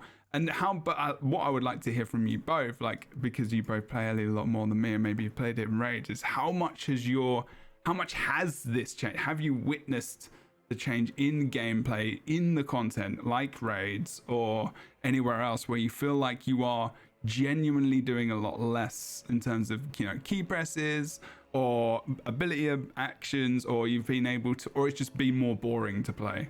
Like, what is the actual gameplay experience, rather than the theory behind it? Gameplay is excruciatingly boring. Okay, well then, fair enough. Because overloads are also such a long cast time, you literally just press your F1 and wait for like 3 seconds. And because of the duration, you have to just be using those skills and swapping attunements. Because the duration is so low, you can barely keep it up 100%. And if you're playing hard content at that level, you're probably also going to not only be stressed about your rotation, but stressed about the social repercussions of not keeping up 100% alacrity. Yeah, so that's true. So Jebro, that you bring up the it's the feeling I'm trying to get to, basically. You bring up the low intensity builds though, and I appreciate that because I think the low intensity builds are something that ArenaNet wants to strive for. I think that low intensity builds are possibly the future of Guild Wars 2, to give every class at least one that could do that. But I think that, I mean, this definitely isn't the way to do it, because I think that some of these changes, for example, the alacrity one, is counter to the low intensity build. Even though it's a low intensity build because you only press this and then do that, it also doesn't do other things well because you're locked into just giving the alacrity. So I think the prime low intensity build that people want in the game as an option is something that does something easily, but then has the option of doing more better things if you're able to press more things. And that's a good point. Yeah, and I think that is, I think that's the ideal. And I think that the alacrity build for Tempest can't really do that. That's a good point. And I think with Elementalists in particular as well, it is important to have something like, we would say, a low intensity option, right?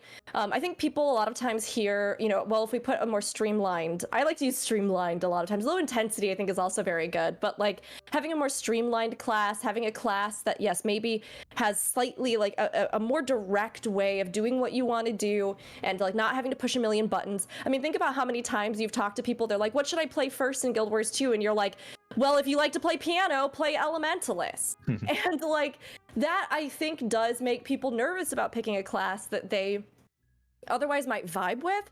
So I appreciate, I think, the core idea here. Like, let's supplement out some of the support stuff that Elementalist can do, particularly with Tempest here.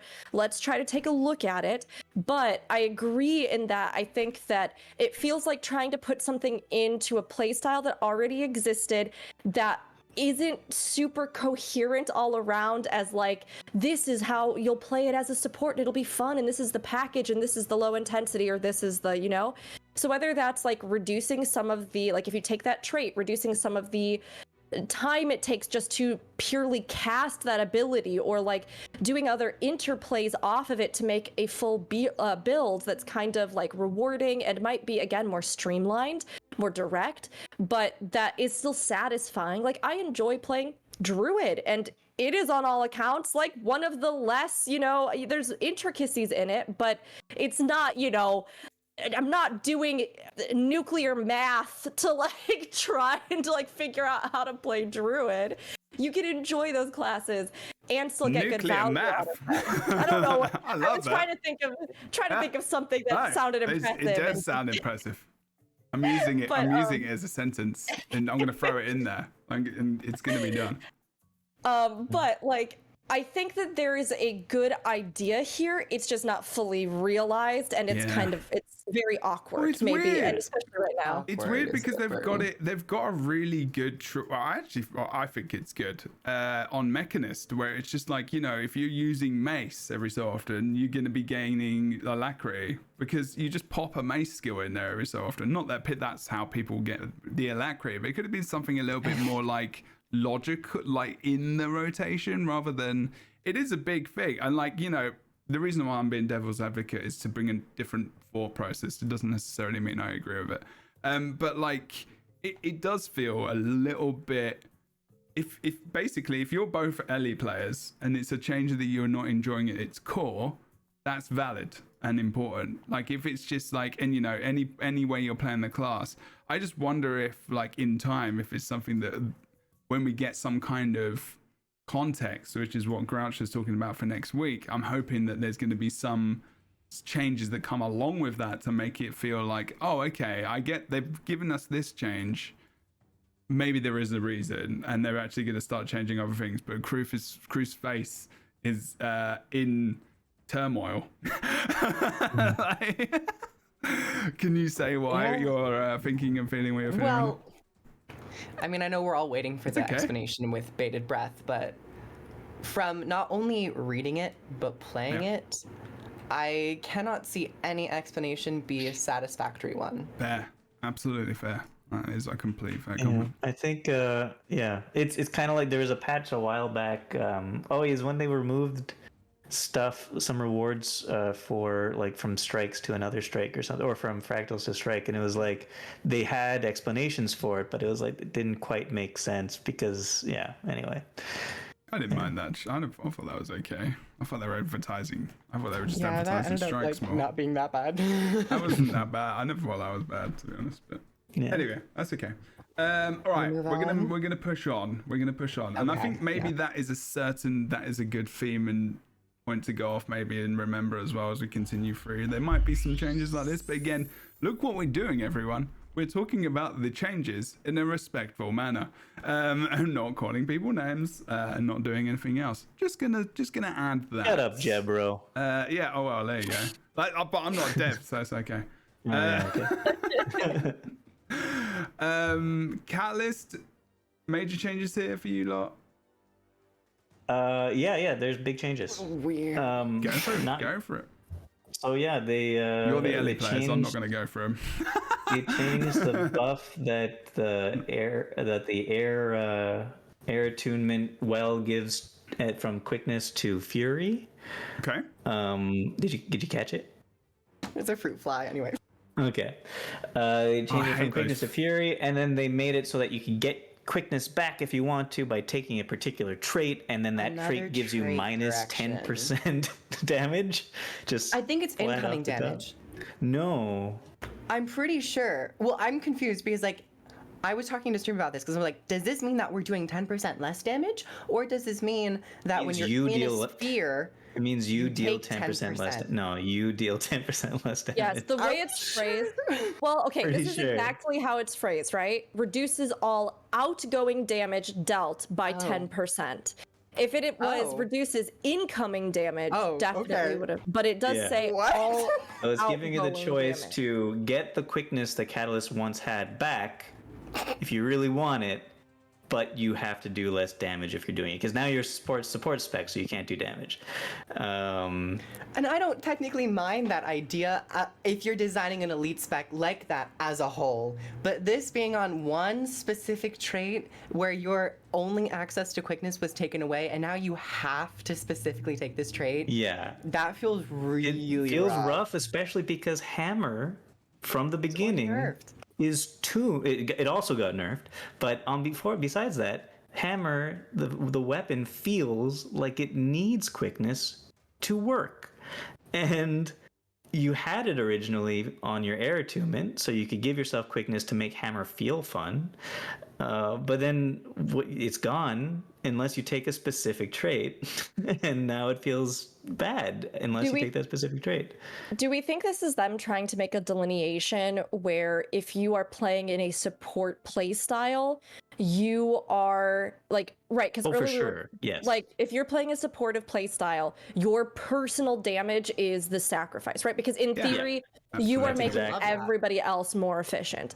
And I think Bootsy made a really great point on this, because to me, if that's something that they want to start doing, which would not be the first, I mean, because of my experience, I talk about all the other games all the time, you all know this, but 14 does exactly that. Now, do I love it? It depends. Did you get it this time, Curve? No. It depends, because I think if that's going to be the case, then you have to have an engaging enough support playstyle that support itself is what you are doing, right? And that is engaging, because otherwise I found, for me personally, I love support classes, and I am totally fine not doing big DPS if I feel like I am really contributing to the team, right? So for me, I found it a little bit frustrating because in 14, for example, you are essentially a DPS, but you have a support thing that you do. So your entire effort on that class is done to do a DPS rotation, but then you are just doing less than everyone else. So I think it's one of those things where this is a valid criticism, especially if, you pointed out, Boots, the weapon itself for this class or for this elite specialization feels much better when you have that element.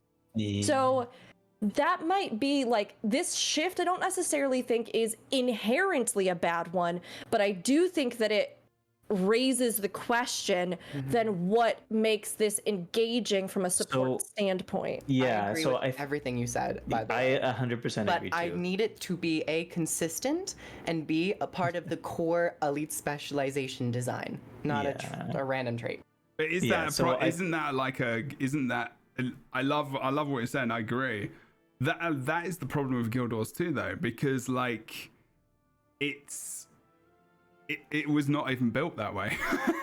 So it's so difficult, and I think that's what they're trying to do. They're trying to do it slowly but surely, and I wonder if how is that harmful? Is that like is it good? In some places there's a lot of good things that they've been doing, and even in these patch notes, the balanced patch notes, there are a lot of good things that I like, but in some cases they're putting the cart before the horse is the best way I could say it. Yes. I agree. That is such a good way to put it, because I can kind of see the road that they want us to be traveling on, right? Like I can see it, but I think the problem is like you said, the cart before the horse, in that I almost would have liked that if they were going to do this kind of radical overhaul for classes, that they would have at some point, I don't know, next expansion or whatever, been like, here is the complete revamp. Now, I feel like they are kind of in their own way testing out these different components, but I feel like it does feel weird because you're trying to like set out down the path, but you can't even get the cart going because like there's this weird thing that happened, and it's like, I don't necessarily think, again, that this is a bad direction. It's just that it feels maybe clunky and incomplete right now, where you're kind of like, what? So in particular for the catalyst changes, I think I understand the design direction that they're going for it, but I think they're basing it too much on high level play, because in low level play, like if I'm just going out there in PvE by myself doing my own thing, the hammer feels bad if I don't have quickness, so I have to take the trait. It's not fun, and it's bad, and you lose damage because of it. So you're like, I don't want to take this trait, but I need this trait because of quickness. But in high level play, a little bit reduced damage to get in line if you're playing perfectly, to get in line with the other damage dealing specs who give quickness. It kind of makes sense if you're playing perfectly, but it's very difficult to play Catalyst perfectly and do the amount of damage that it's capable of doing. So it's like, it's rough. Wow, I just realized that the forums have a dark mode, so I don't care about anything else anymore. Revelations upon revelations. It is, it really is. Wow. Amazing. Hey, how many of you knew that? Don't give me that. Don't give me that. Don't start me. Chat's like, oh, finally. Jebro, you're old man. Where do you find it? Where is it? It's right at the bottom. It says themes, and there's 2. I never knew that. When did they do that? Oh yeah, look at that. See? Oh yeah, sexy. It's much better. I can actually read it now without being blind. Even more blind than I currently am. And okay, right. So I think this actually goes to something I always remember Cruz saying about Spectre as well, and the idea of that single target healing, and like also moving towards more of a that feels like part of this. I know it might sound a bit disjointed, but like also just the focus on that's potentially where they're heading, more defined roles over time. And I actually think that might be in their blog post next week. I actually feel like I'm hoping it actually is. Yeah, because it is. I think with strikes and how difficult they're going into the end game content, because it is, the people are having trouble doing that, and actually really is a very good thing for the game. That now did you know we can have these roles where like people can do the things they do in other games, like they can be a specific healer but then focus on that person, and that Spectre it's very cool, is like literally the evolution of Guild Wars 2 in terms of class. It is like and I agree with you. However, is it not against the design direction that they're going with this balance patch? I mean, because it's not it's consistent. it's a much more intricate and difficult. I don't know. I don't think we're there yet. That's the thing. I don't know. Okay. I don't know. Like, That's the and thing. I mean, I think there's value, right? I think everybody always wants to either or to the extreme, where like if you have like a simplification of other systems that they're like, that means everything is simplified. I honestly think like a good healthy mix is needed. I think you need to be introducing the more like higher skill ceiling classes, and I think you need to also have a mix of options that are again more low intensity or more streamlined. So like I think you can have both. It's just like, of course it's a little bit difficult, and then there's always going to be that discussion as well. Well, if they can do this for much less effort, then why do I have to work so hard? But like really when it comes down to it, there should be a big range. I personally, for my own enjoyment of MMOs, I like having either end. Of course, I think there is something to be said for those maybe more skillful classes having something that if you do perform them very well is just a little something that you get for it, you know? But like that might be a little bit more, but I mean, always within the range of still, you know, nothing being so wildly overpowered that, you know, everyone feels they have to do that, and then most of them will fail at doing it anyway. And then like, you know, it's weird. It's like at the moment, there's a lot of complaints about, a lot of the complaints is that, you know, there's certain free classes which can do everything very well, and then like the other classes can't. I still feel like we're going to get to a point where all classes are probably going to be at this point. They would love to get to that point, which I think is the balanced stream. It's never going to happen. But No. At the moment, there are new players that can play. There's so many sides to this, and I think like we're not going to hear the new player and also the player that isn't getting into raids as much experience on the forums or in terms of critical feedback, because they're not going to speak up and say, you know what, actually Mechanist and Firebrand, and Scourge, they're so easy to play and they're carrying, but they're giving me the access I need to play the content. But that doesn't mean it's good overall, but it is getting at least people in there. And even now in Embolden Mode, you can say, you know, now they've got that, I don't need to do that as much. So I feel like they're going slowly. I think they're going through this really horrid transition like when I say horrid, because like transition is good, but it isn't easy, like for anyone to go through. It doesn't matter if it's work or, you know, gaming or life or, you know, anything. You have to go through this process where it's not, where you're learning how to like, where am I going to? How am I moving through this? Where do I want to be, right? Because I may have had this image of where I want to be, but as we're moving through it, now that changes because of game code, because of people leaving, because of people coming in, because of people that influence the game, because of players, because of community, because of rage. Like, you know, you've got all these things which influence it. So what we really needed, and I feel like why a lot of the community got upset in the first place, was context. The lack of context was a big problem with which is what Crouch is talking about, you know. They kind of delivered this thing, and it's like, cool, there's changes, but why? And we've had that in the past, I feel like. Or we've had that more so. I think it's coming, but, you know, that's just more of a wider point. I mostly want to move on. Like, Hey, so did you know that Sinjing Strike, two things in Hammer actually got buffed rather than nerfed? Okay. Condi build. Yeah, Condi build got buffed a little bit, but Sinjing Strike, so I There you tested go. Sinjing Strike, and it's nice and fast now. It feels good. And if you have but quickness? with quickness, it's even better. It's really nice, yeah. But it does the same amount of damage in general as Scepter auto attack and fire. So it's like it brought it up in line with a weapon that is notoriously not that good. Auto attack in the first place. So you've got an option, right? You play the thing that you want to play to feel better, or you play the other thing, which gives you a little bit more ease. And but okay, so there you here's go. this. This will bring me to Engineer. So Engineer rifle auto attack got changed to something that's really quite strong, actually, pretty good. Yeah, I'll go on. And to that. I think that's a nice change. I think it's kind of funny, but it's nice. Why do you think And it's funny? I think it's funny because everybody is saying that mech is already overpowered, and giving it another option to do a lot of damage with not having to do much. It's not like it really just depends where it fits in the healing build, which it doesn't. To be honest. It doesn't. Not in the healing build.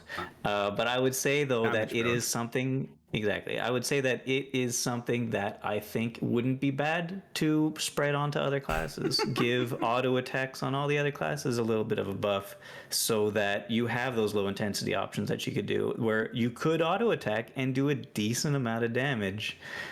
And then do other things on top of that to do better. So the attack is a kind of a problem. The real problem is actually the missile, is the rocket. Because it's also the mech that gives it. That's the bigger problem. So what happened was, so let's go for engineer.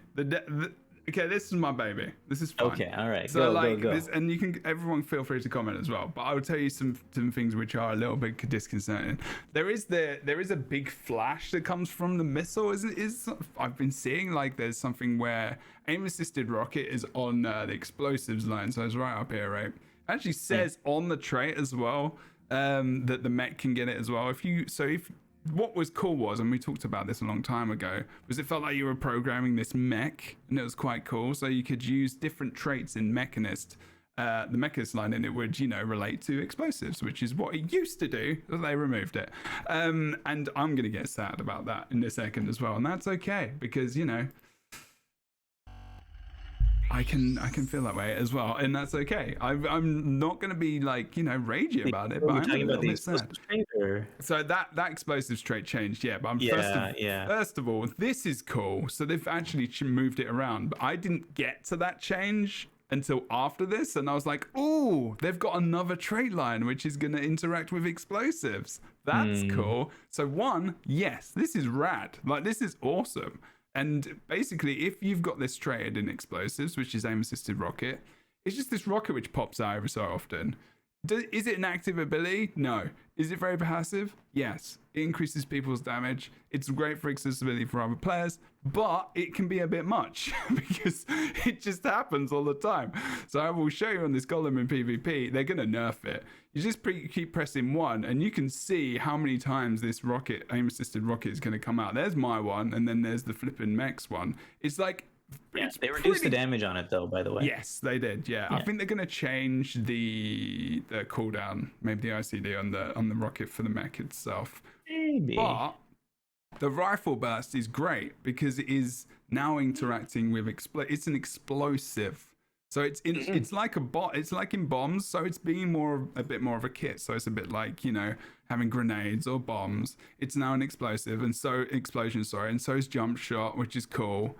And it's just got this nice little they've changed the animation completely because it's not called hip shot anymore. So it used to shoot from the hip, literally. And now you've got this aim and this kind of like, which is pretty cool. Yeah, the animation's a little janky too. On Asura, it looks good. On other races, it doesn't look good. I'm an Asura player. Okay. I'm an Asura It looks good on Asura because you can't see it. Oh, you can. But like on the other classes, you actually look down like the barrel. Anyway. I'm main engineer. I'm right. I don't think this is my humble opinion. I don't think it looks bad. I think it's because there's no recoil. It's just there is recoil. He's literally moving his arm backwards. They might have changed. It's not like the other recoil for other guns. So it looks, in terms of the animation, it looks out of place for the other skills. It's a I think it's fine. They changed the animation for all races. Yeah. Every race's animation is the same. Now it looks different now, Kroof. It looks different. I don't think it looks good. And also they moved the. But that's the small thing. But yeah, that's okay. That's a taste thing. You just don't like awesome stuff. I'm just joking. The hip shot got changed, and then so they also changed a net shot, and they moved net shot and blunderbuss around completely. Switched them, yeah. Which is pretty cool because now you've just got your CC abilities next to each other, which is good. Makes sense. And now it gives might. Blunderbuss gives might, and I'm like, wow, that's so good, dude. Like that's the type of change I was expecting with the other classes for communication. Is like something that you actually use in combat. Yes, that's important. But the thing Show me the jump shot. Oh, sorry, I just used it. Oh, I just saw it. But like so that this is what gives me the hope, because I think a lot of it is like a barrel roll. You're right. But like, this is the thing that gives me hope, because I think we hone in on the negative so much. Well, I'm not going to say we, because it's not something I would do, but like the community as a whole, they jump on the thing that is bad for their class, and that gets exponentially like catapulted into this is the worst. And then they don't look at the positive things that are happening on other classes. And sure, yes, this is like really good, and this class is already strong, etc., so it's seen as bad. But there is some really good, strong design on these abilities for an engineer, I feel. Like, there's some decent, like, maybe not the fight jump shot animation skill, that's different. It's just the taste thing. But, like, the change of adding might, and, like, the change of might, and the change of, like, neck shot and stuff like that, you know, and rifle burst. Like, these are good changes that interact with the actual traits and stuff. So I'm really enjoying this. I think this is great. But I'm an engineer player. What do you think about the new medical dispersion field? I'm a little bit confused about it, I think. So it now gets the regeneration things as well. Yeah. Like, it interacts with all the different types of heals you could get, but it's now on a 3-second delay before actually giving the heals out. Yeah, like, there's another one like that. It stores up all the heal and then gives out the heal every 3 seconds. That reminds me of the scrapper trait with damage that you take as well. Yeah, it like deletes the damage. But it's not the same. That's not exactly the same though. No. So I would say that there's more control over this. Exactly. I feel like a lot of these traits are becoming extremely passive. We used to have traits like Mesmer's Lost Time, where you do like 5 crits, and then the next crit you did extra damage and slowed. So you felt like you were actively working towards something. But this is like, it's just storing your heals for 3 seconds and will automatically pulse it. And it would have been nice if your heal in 1 second. So having more control for some of these traits might be nice. I mean, it would be great if they even put something in with this where I'm not exactly sure how it all works because I barely play Engineer, sorry. But like, I've seen a lot of things recently that I've really enjoyed in games where and Guild Wars 2 has this too pretty often, right? But like a multiple trigger ability that you have. So like, if you had it, and like for a max of 3 seconds, you hit your button for a max of 3 seconds, it will compile or store healing or whatever that is. And then it will cap at that, and then you can activate it at your leisure. Or if like you hit it and there's just a baseline heal that it can do, but like it will grow with more potency over the course of that, but like you could detonate it early to just get a quick heal out or something. I think something like that would give you that bit more of control over it, where like, hey, you knew at the very least you could hit this and then immediately hit it really fast if you wanted just to get something out, if you needed it in that like 1 second, right? Versus like, oh, but I could also hit this and then I could wait and I could let it store up extra, and if I time it just right, then I could use it in such a way that I'll get more impact from that. I think that gives you a little more agency at least. Do you think that they made this change just because they didn't want extra screen clutter or something with all the ticks that you'd be getting? Because every single healing tick you give yourself would be given to other people. I actually don't know why they've changed it. I'm not sure, honestly. I don't know. I'm not sure, because it's not like it was used a lot. I think it's because of the change of what we were talking about earlier. We're talking about barrier, and we're talking about all that kind of stuff. Over time. Yeah, so I think that reason, like, you know, maybe they're concerned of something to do with barrier, maybe as well, like incoming healing on engineer. If you can have. I was playing an avatar amulet build yesterday in PvP, and I was healing myself for a decent amount. Oh, I guess you would get healing from. Yeah, because whenever you get a boon, you get healing from that one minor trait, right? And Big Boomer as well.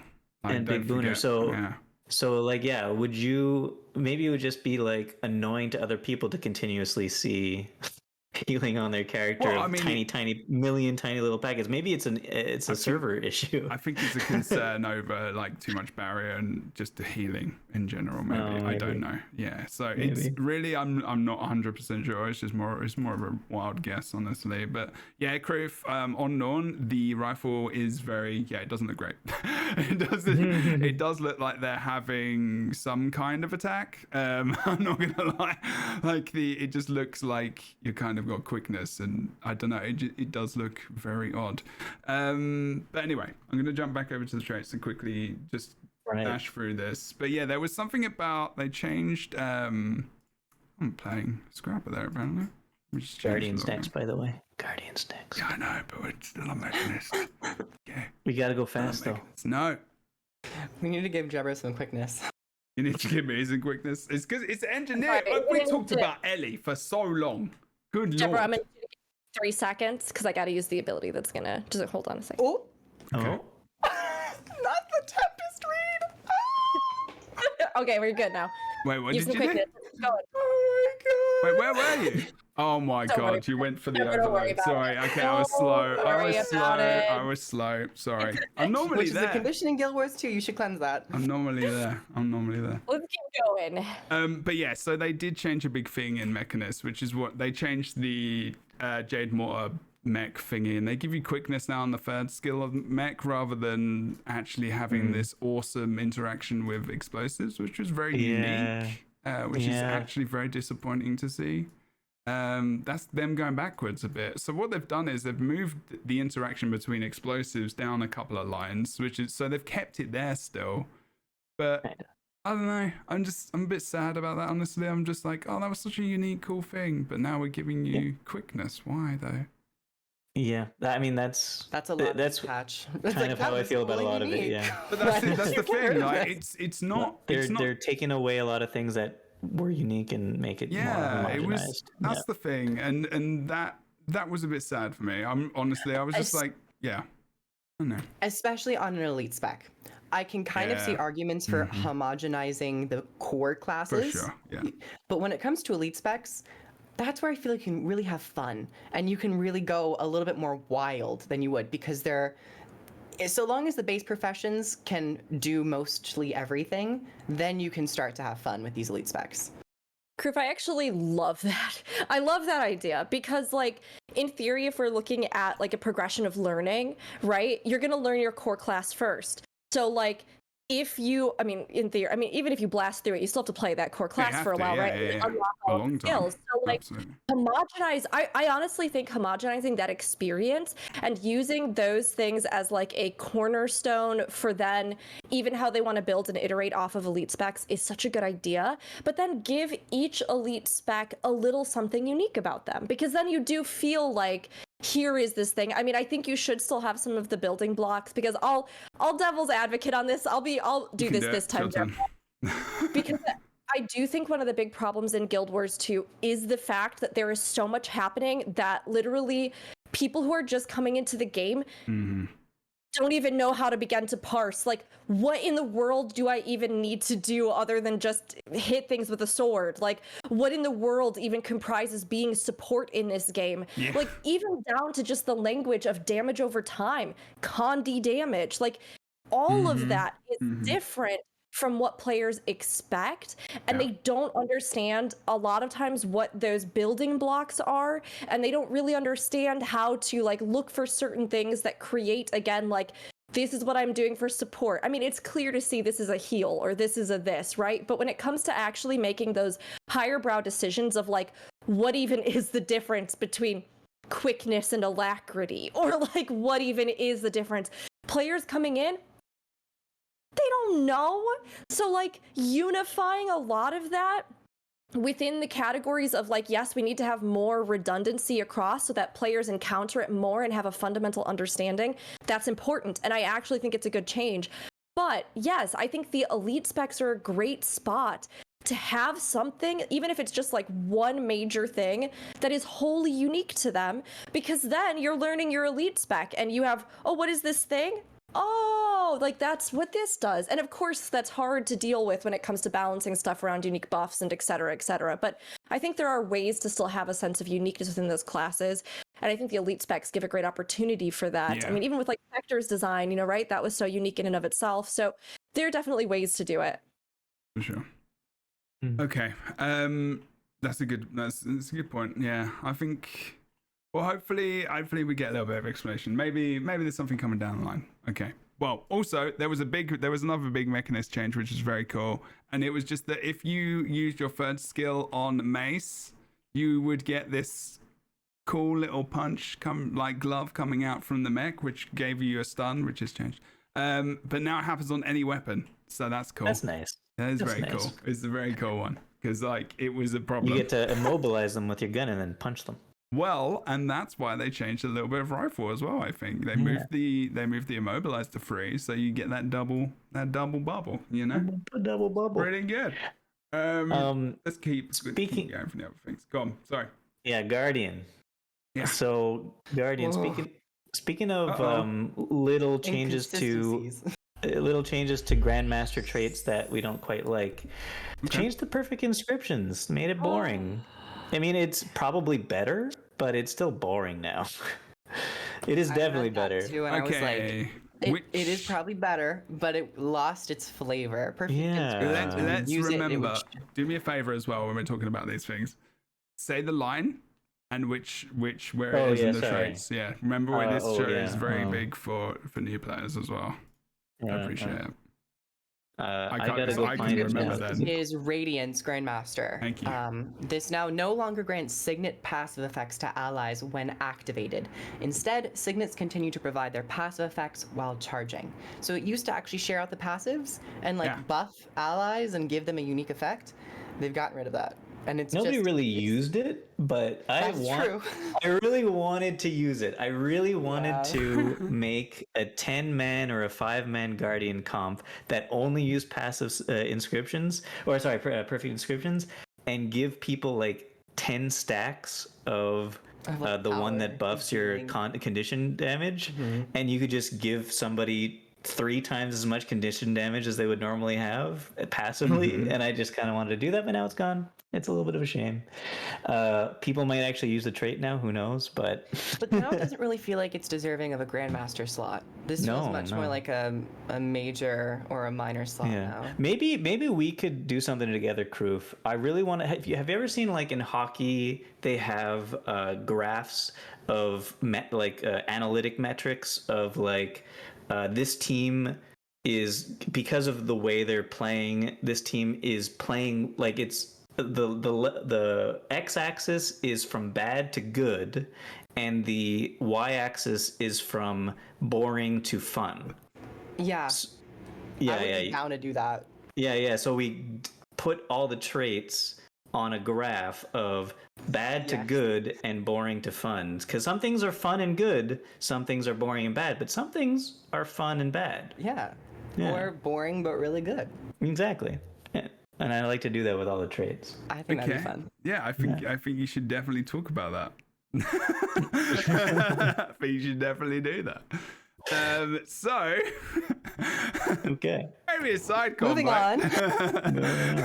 While we're talking about the podcast, it's fine. Sounds good. I think just cutting to the chase, my biggest issue with Guardian is everything that is not in this patch. Because of the philosophy that they seem to be setting. Yeah, I mean, like, Guardians, I was expecting more. I mean, if we look at something like in this patch. It is a big concern, because if we look at something like Warrior or Elementalist, we have multiple changes and we have a lot. And with those changes, especially, that philosophy is like, we are forcing you to go down a direction of providing these buffs. If you're providing alacrity or you're providing quickness, that's all you're doing. But we have, of course, the Mechanist and the Firebrand, where you can provide these very useful boons while still doing damage, while still healing, while participating in combat, which I personally prefer to still be, engaging in combat. So, but if they were being consistent, I was expecting Firebrand and Mechanist changes. You mean nerfs? You mean nerfs? In terms of nerfs, and in terms of readjusting how they go about doing it. How dare you? Nobody touched my firebrand. I mean, look, I've been feeling a lot of firebrand recently, and yes, I love being God, basically. But I mean, I agree. And Kroof, I think that was even a point that was brought up in chat as we were talking earlier about the trade-off between like support and DPS, and you know how that might be balanced around like personal DPS versus support capabilities that you offer to a group. I agree with you. I think that I am okay with them going either direction, to be honest. Like, I'm fine with it, but I do think the big thing, and something that again will communicate a larger philosophy, as you've said, will be to see consistency across the board. So if that is a shift they are going to make, then we need to see that implemented with everything. And again, we need to see that support playstyle be gratifying and the things that you're providing the group to be gratifying, you know?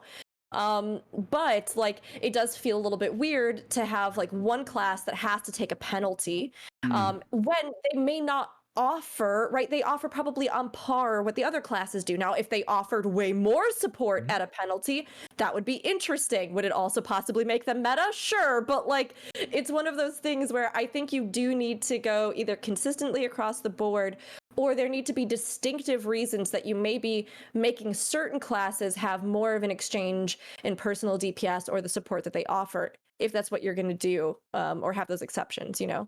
I think one thing that is like, and this is maybe a question to you and to chat as well. I think, the statement about like, this is a really, Ivan, respect to you. That comment is very silly. Like the devs don't have a favorite class that they want to be like the big thing. That is not design philosophy. That is not what they get employed to do what they do. They don't just buff their favorite class. It may feel they buff my favorite class. It may feel like they have favoritism, but it's not the actual case. And sure, there might be all these Discord weird things that were out there, but that is banter. That is not real statements of fact or anything. It's just stuff. And it can feel like that. And there's a big difference between the feeling of something being the case and the actuality.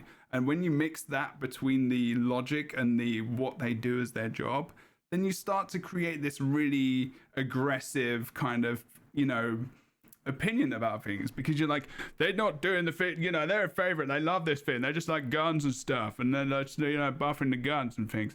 So it becomes this very, you know, and it can become toxic and really out there. My thought about this is, and they've used this phrase a few times in different things, looking at the language of their posts and how they talk about things.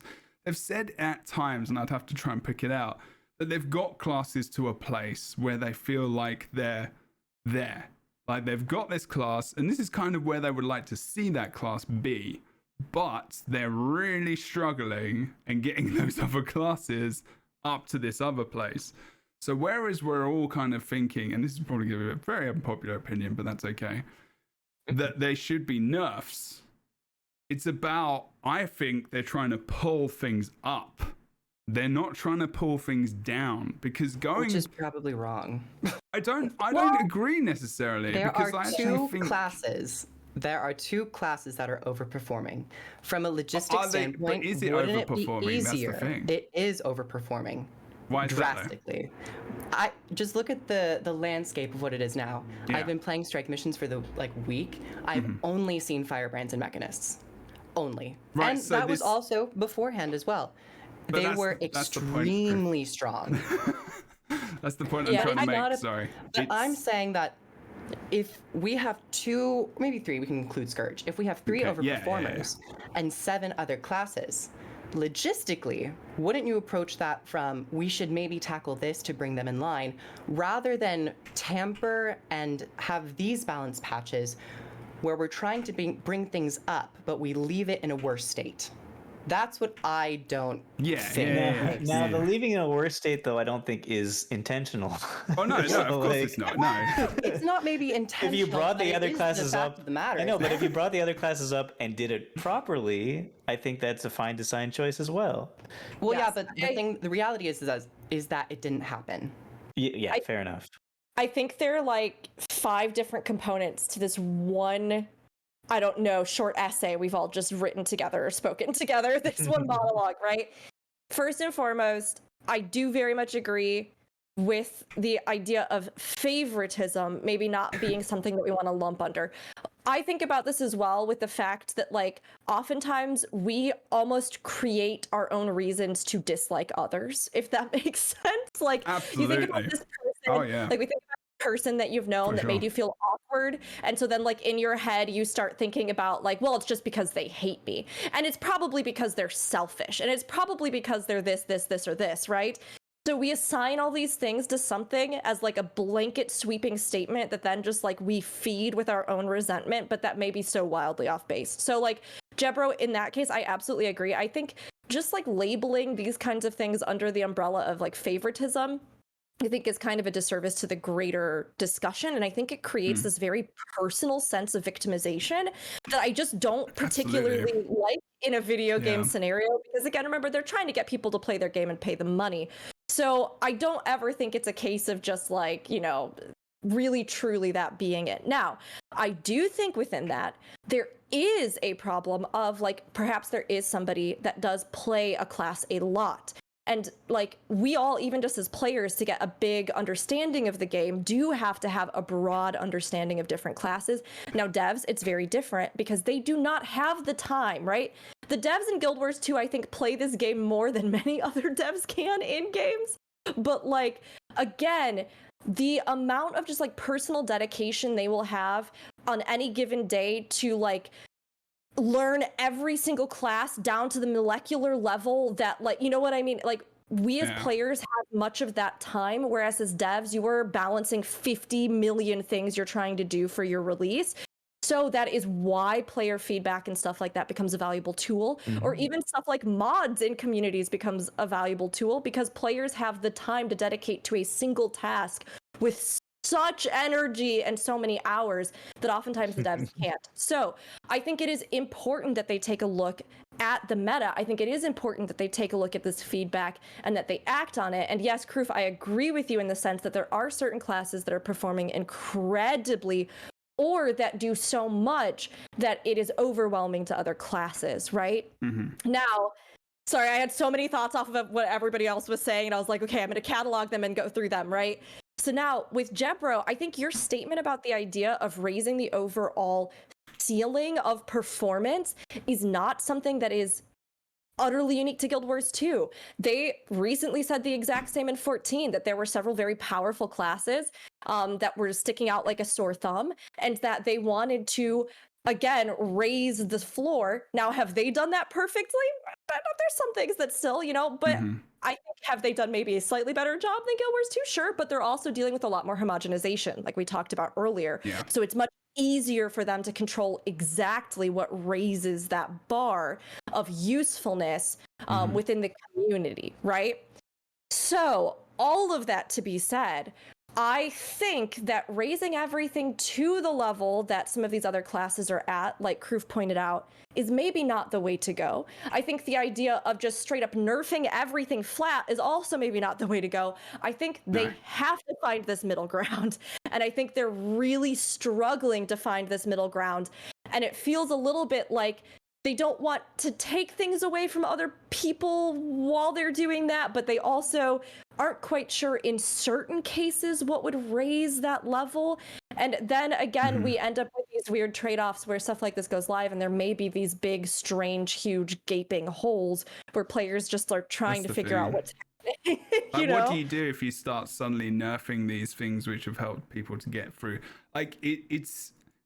There is often this, and it's been a problem, like, and you said it, you know, that there is this thought of like, it's always nerfing the strongest things. What if like that class is just designed in a way which is, and I'm not saying like giving a specific example, but maybe sometimes it's actually just this thing has been designed well and is in a spot where it's good. Maybe some of the numbers needs to be shaved down, but the general design philosophy of the actual class and what it's doing, it's working. It's just that we haven't got the other classes there, so it feels like you are really pigeonholed. And because that isn't addressed quickly enough, Don't touch my mechanist. Yeah, no, yeah. I don't. But the thing is that I don't play. My class is perfect. You just should be better at the other classes should be better. Well, they should be mechanists. Well, that I know you're joking, but you can't. No, I'm not joking. I think that's pretty much it. Yeah, right. Like that's. I don't disagree with that, frankly. Oh no. I mean, but it is.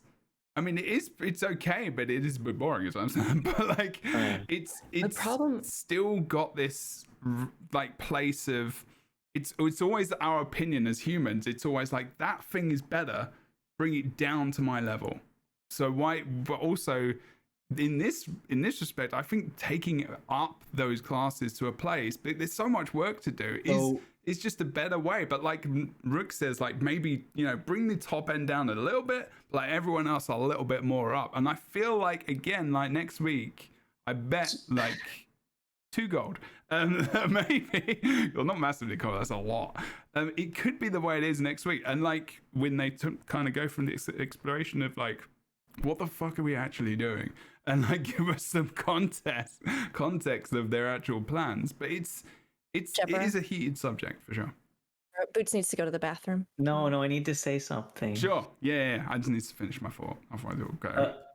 You're not finished? No, please continue. No, I just finished it. It's okay. Oh, okay, good. So yeah, I agree. I think that is one possibility to the way to design it. Instead of nerfing 2 classes, buff the other 7. I think one argument against it would be the difficulty of content in the game.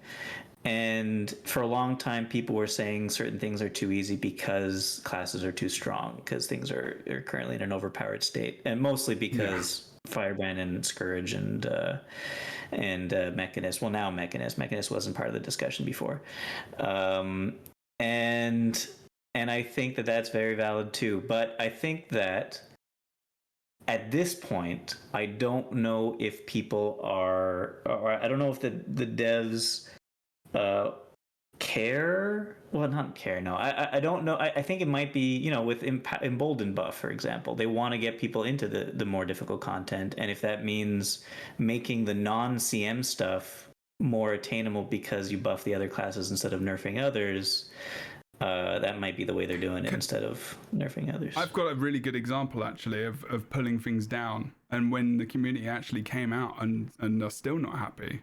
When they removed buffs for 10 people to 5, and they decreased the survivability or the ability to get things to make the team stronger, to make the squad stronger, people got pissed, and they're still pissed. So like, where is this line? It's not illogical. It makes complete sense. In terms of a change, doesn't it make sense? Taking group content that's a 10-person environment and then forcing it down to 5 players. To me, that doesn't feel like, if they really were going in the direction of making things more accessible, they wouldn't add more red tape to the actual grouping of things and needing to like have the perfect composition within a 2-party system. But what's the point of being in a squad? So I kind of understand that. Well, there you go. Well, that's the thing. But as a general thing, like more, I mean, you understand, I understand, but like generally community-wise, people were pretty sad about that. People were raiding and they were like, how are we going to do this? So it's sad that we have to bring in this, that, the other. And that was essentially a nerf to a lot of classes and being able to put that out. And then it's like, okay, well now this is harder. But what would you do now if like you removed all this kind of everything else that comes along with Scourge, everything that's helping people get through, all the stuff, and you bring down Firebrand and you bring down Scourge and you bring down Mechanist and all the I guess accessibility to boons or whatever. Where is that going to put people if they actually just, everyone complains so much about the boons being removed, being able to go to 10 to 5. I'm not really talking about the actual mechanic, more so the nerf to generally everyone, which is what would happen if Firebrand, Mechanist, and Scourge all got nerfed. Like, that would happen. I bet people would be sad about that. Well, people are going to be sad about anything. So that is true. But I think you might be thinking about it in too much of a vacuum, without the possibility of like, because I don't think the real issue is necessarily the boons that Firebrand and Mechanist provide.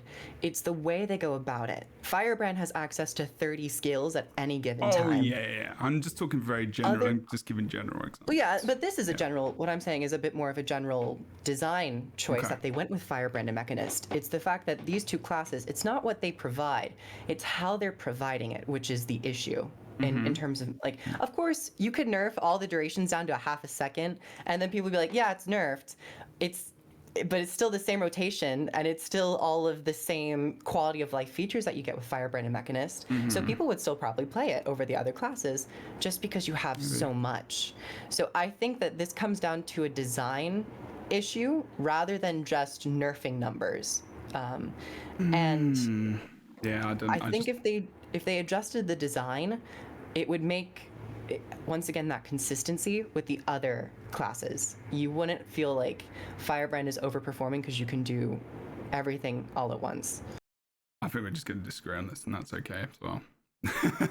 I think that's okay. That's allowed. We're allowed to disagree. And this is also like, I mean, obviously there's a lot more discussion to be had, and I think we could even do a whole other episode about those designs, right? Yeah. Because I mean, I do agree with you. Again, we're talking about what are the trade-offs. If you're a jack of all trades, it means that you are usually not a master of any of them. So you would theoretically have slightly less, or, you know, maybe you get locked into one specific thing, or, you know, like there are a lot of things and validity absolutely to everything you're saying, Kroof. And Jebro, I also agree in that, like, I agree with a lot of what you said as well, and the observations too in chat. Everybody's bringing good info with the idea of, like, I mean, every single game, no matter what, is going to experience power creep as the game continues to evolve and as gear increases and as everything else.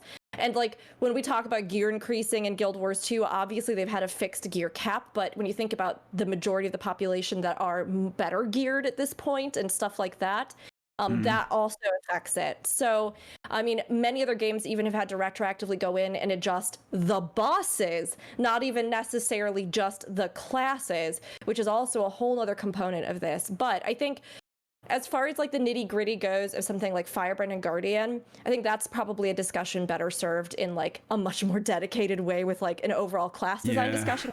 Probably like that is probably a good idea, because it's just like, I think it's not even just class design. I think that class design is an interesting aspect of it as well, but it's the design of the big game as a base as well, because, like, one of the reasons why Firebrand is able to do a lot of boons and healing and still do a lot of damage is because that damage is Condi damage, and Condi damage only needing 2 attributes instead of 3 to do its damage is one of the reasons why Condi builds are able to do more on top of the things that in the application of that one thing through basically looking at something as well.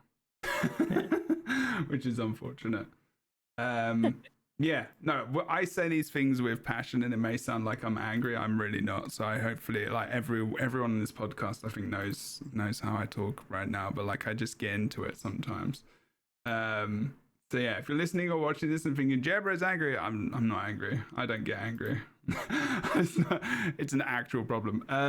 But so moving on. Yeah, we're gonna go through the rest. But I absolutely, really like Kroof and Boots. Like, I just want to say that I understand what you're saying for sure. And I respect your, like, opinions about this stuff. Obviously Rook as well, but we've been more argumentative. We've been more argumentative about the balance today. But like, like Boots and Kroof, I respect you both and your opinions. Oh yeah, I get. But he was about to say. Now, to be fair, he was about to say, but. He was about to say, but I don't agree with you. And moving on. And I have some huge buts too. I do agree with you, because you're both very smart and you both know a lot about the classes you play, and you both know a lot about balance. You both know a lot about so much that I'm not able to engage in. Brilliant people. You are. That's why you're here. So to do a nice transition, to move on really quick, we're going to go really quick through the rest of the stuff, not talking about high-level balance Is stuff. Is it because we're done with Ellie? No, just because I know someone who probably has to leave pretty soon. Now you're thinking about it. Wow. So Aegis is back on whatever Mantra of Solace for Firebrand in PvP in Warver's World. Woot woot! It actually heals again. Okay, moving on. What do you think about Whale of Doom becoming a fear on Warhorn? It's weird. So this is for Necromancer. We're in the Necromancer.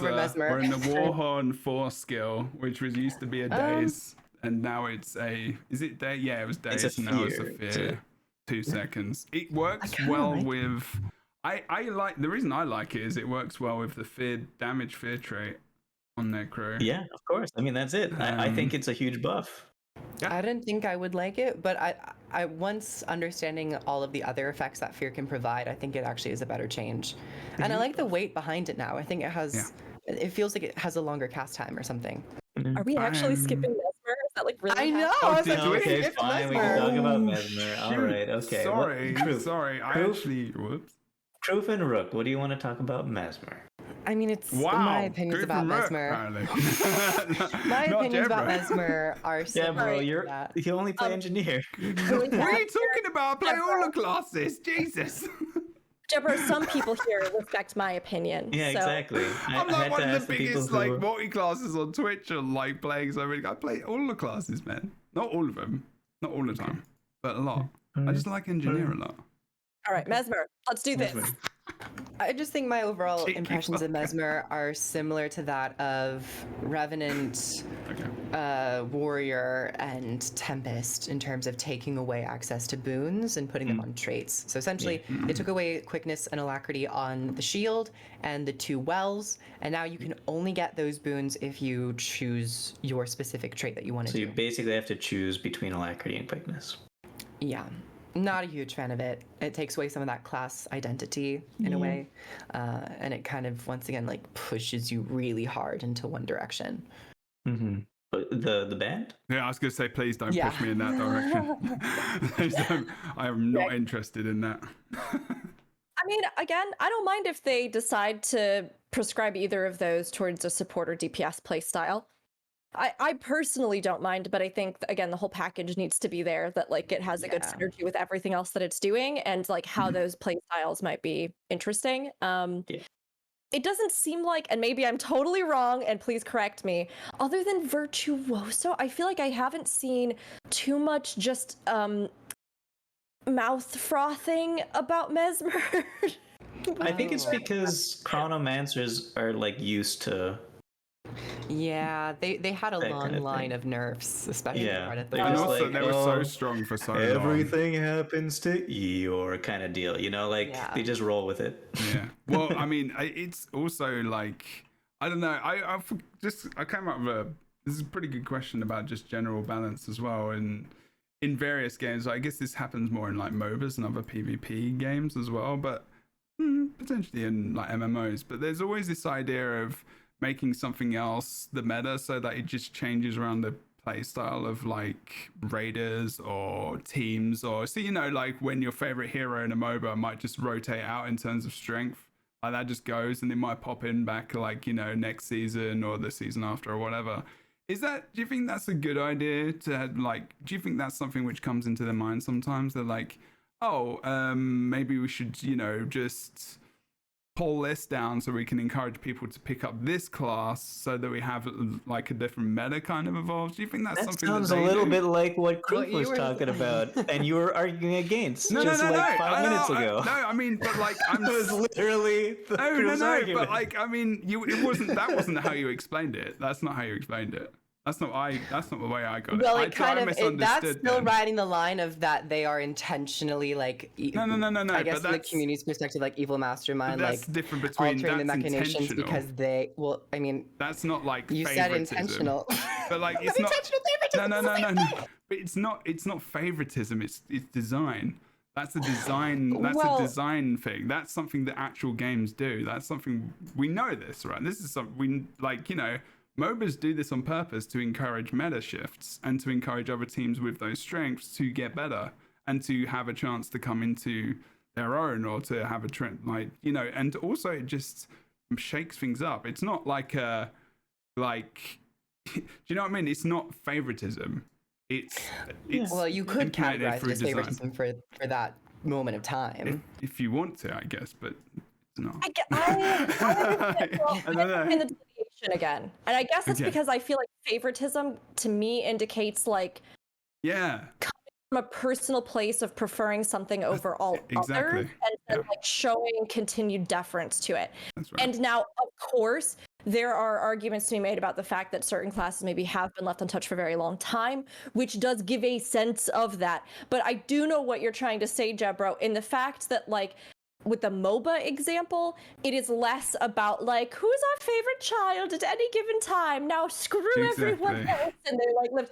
It's more so like which ones have been dominating for a while? Okay, nerf them. Which one haven't we seen much play? Boost them. Like, you actually see that kind of balancing mentality oftentimes in like those kinds of games where there's that competitive element, because they want to like drastically swing and shift compositions and in a way that keeps the game fresh.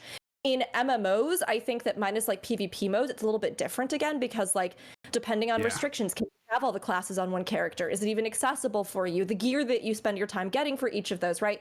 That kind of drastic shift works maybe in some situations, but it also is more difficult because again, it's like players form a very strong connection with a specific class or play style and want to be able to play that. So it doesn't seem to have worked as well in MMO balancing overall.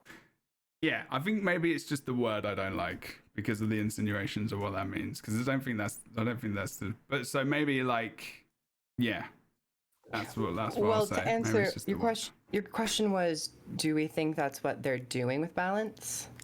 The question is, do you think that is something which could be an option, or if you think that is the way it's going? I mean, I don't know either way. It's just an interesting thing. It's more of like something that I see sometimes, and they used to do a bit in PvP, because there's always that switch around between Tempest and Guardian, and I think sometimes that's been intentional, and I know sometimes some things have been intentional just from like, you know, being a commentator and the way we talk about things and like balance and discussions and stuff like that. You know, there has always been a like, we kind of want this to be a thing and this would be cool, and like there's been some communication. That was back in the day though. So I don't think that's been as prevalent in PvE, but I'm just wondering like what the thoughts would be, I guess, of that being the case.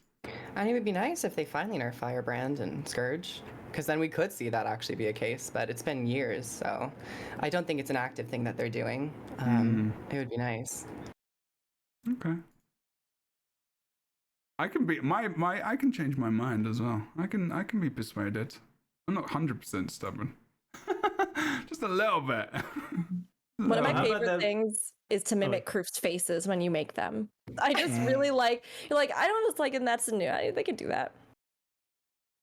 So how about that Whale of Doom on Warhorn? It's just good. Yeah, let's go to Necro. Oh, now we're finally going to Necro now. I've known all of these like for a while. Hopefully they know that I don't hate them too much. Anyway, I'm pretty damn stubborn. Yeah, sometimes. Well, yeah, and honestly, I've got to be real. I think maybe sometimes people get a perception that just because various people are passionately arguing or debating different sides of an opinion, that it's like, I don't know, being rude. I at least personally do feel like I enjoy the debate myself. Yeah, I like when somebody takes an opposing controversial stance that I'm like, okay, but hold on. And then I get to like bring my thoughts to it. So again, it's all in good fun and we all actually like each other. So of course. It's not like I can definitely be stubborn sometimes, but if it's more of a language thing for me more than anything. It's just the language what it insinuates, and therefore like that's just a thing. Rook loves drama. No, we're discussing. Heated discussion is okay. Like people have these discussions. It doesn't mean like one person's right or wrong. It just means that you can have these discussions with your friends. And if you can't, like that's fucking rubbish. Like I would rather we have these discussions. It would be boring. It'd be awful. Like we can't go after this and go, damn, Jebro is a complete knobhead. Like, you know, you're going to come back as being friends and hang out and just be like, that's okay. We still had like a discussion, drama. Which was I do love drama though. You do? Yeah. I don't like drama. I Well, get enough it of it. depends on the drama. I get enough in with my clients. Anyway, Necromancer joking. Warhorn, because Boots has been dying to talk about Whale of Doom for the past 20 minutes. Sorry. It's the most important change in this pet. No, I don't know. It's I'm looking forward to making some fear builds, I guess, with it, because Adds a little bit. It's a short cooldown with the trait fear that you didn't have before. It's more fear, and now you have fear that you could possibly use on an extra fear on Harbinger that you didn't have before, which could be fun as well. Yeah, I'm trying to change the things. I can actually change the trait. And I like what they're doing with these skills where you're doing extra defiance damage. It's not like they're buffing the actual CC of it. They're just adding a little extra thing, which I think could be really interesting for a class like the Untamed. Oh god. Mm-hmm. Oh, my stinky fart child. I know. What is that thing? I am just gonna forever live in combat. Have any of you tested the Locust Swarm, the healing from it yet? I tested it a little bit. And how is it? It feels fine. If you get a lot of enemies around you, it feels good because then you're healing people like 500, 600 per pulse for that duration. But in like end game content where you're just fighting a boss, I don't think it really feels that impactful. Does it double heal you on top of your lifesteal? I don't think so. Because I think it like just shares the lifesteal out. I like that though for something like meta runs and stuff where you might oftentimes have like larger ads or like events that you're doing with that, because I think you should have an array of abilities that like suit even the different types of game modes, right? So I like that for that kind of idea, or open world with like big mobs. Let's see. Number of targets is 5, so it's still like that's okay as well. Yeah. And then there are Reaper PvP buffs, which I don't know if they were entirely necessary. Wait. I didn't. Maybe I missed that. There were buffs for Reaper? Yeah, basically the whole rest of it is Reaper PvP buffs. Oh, I skirted over that. I need to go. Oh, Nightfall. Yeah. That's a big one. Because that's the 4th skill, the blind, etc., etc. It's got a lot of utility for it. That's good. Cusp in Darkness, reduced cooldown. Oh, yeah, that is pretty big. Yeah, a lot of change to the weakness durations. Well. Yeah, they're trying to push them more into shouts because the shouts weren't used very much. It was just literally like Reaper with maybe shout heal, but then spectral walk and another stun break if you want, and then the big nerf which happened to where is it? What's it called? Poison Cloud, Corrosive Poison Cloud, which was a big issue in PvP because you couldn't, like, because so many people have projectiles now.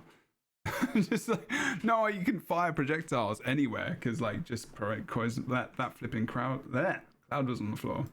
Okay. I have a question. Depth perception. It got changed. Okay. Is it only 10% critical chance increase now? No. It then goes to 25% if you're in Shroud, I believe. No, it's the damage that gets increased when in Shroud. Oh.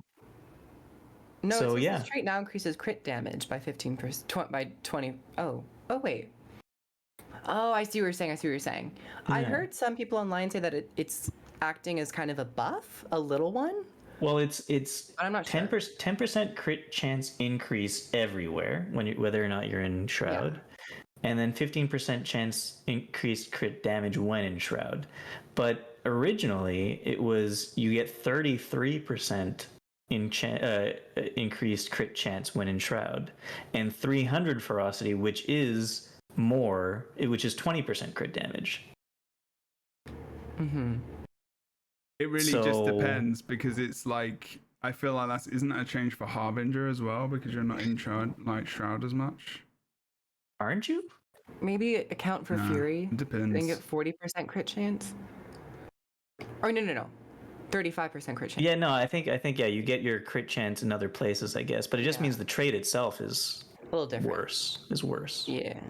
Yeah. I don't know if it's worse. I think if it doesn't, it just like flatten out your damage rather than make it hit spikes, I guess. Yes, yeah.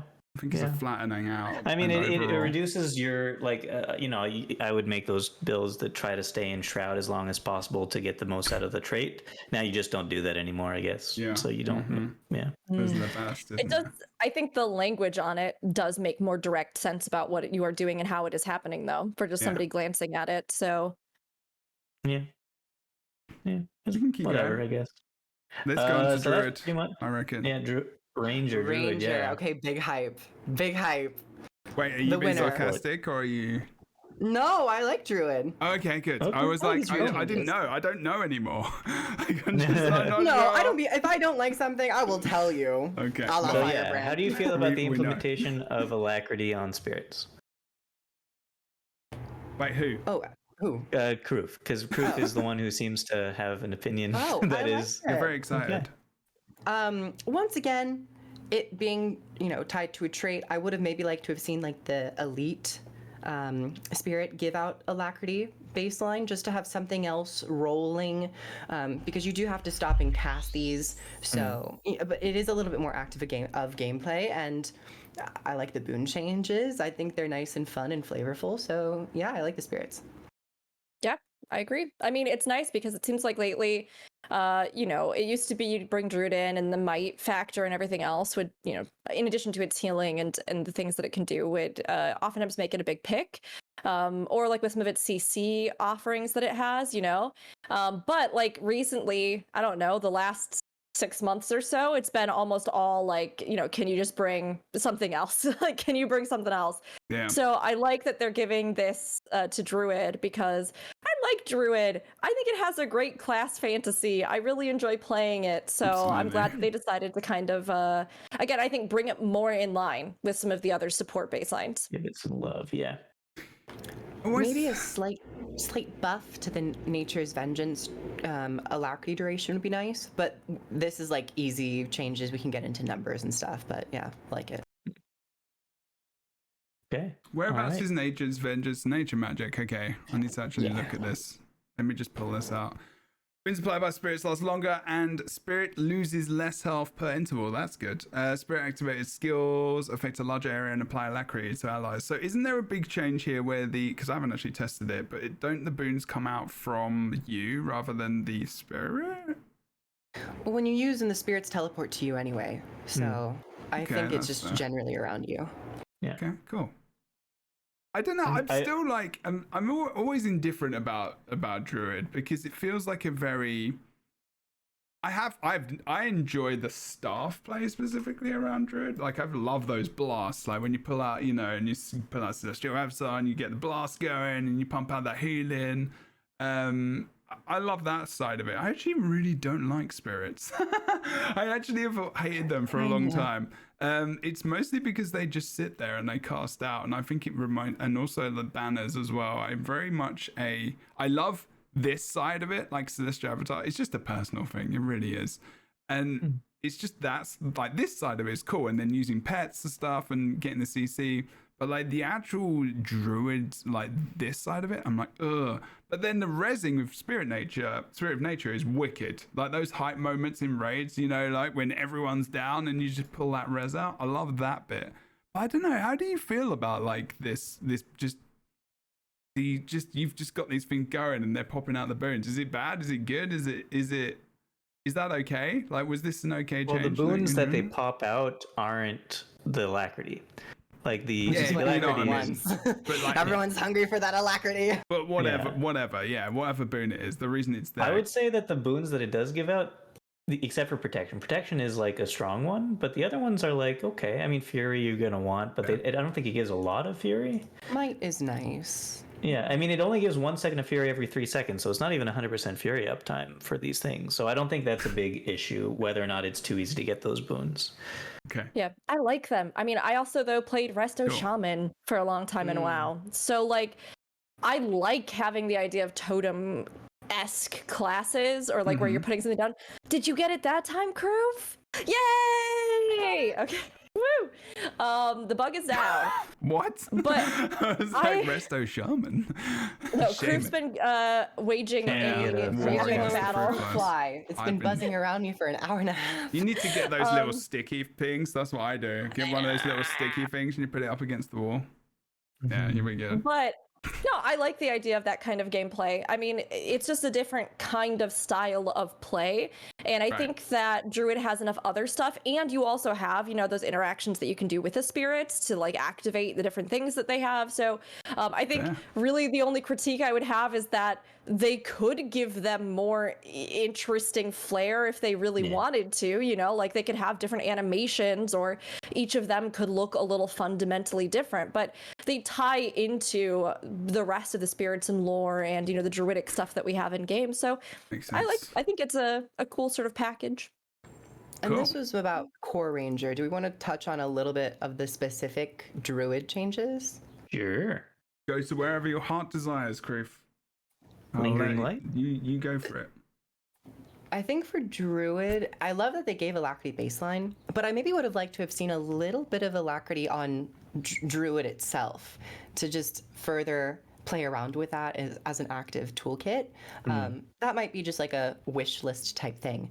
But in terms of the Druid changes that we did receive, I saw someone in chat mention this, but the Lingering Light trait, this now gives passive Astral Force generation while not in Celestial Avatar form.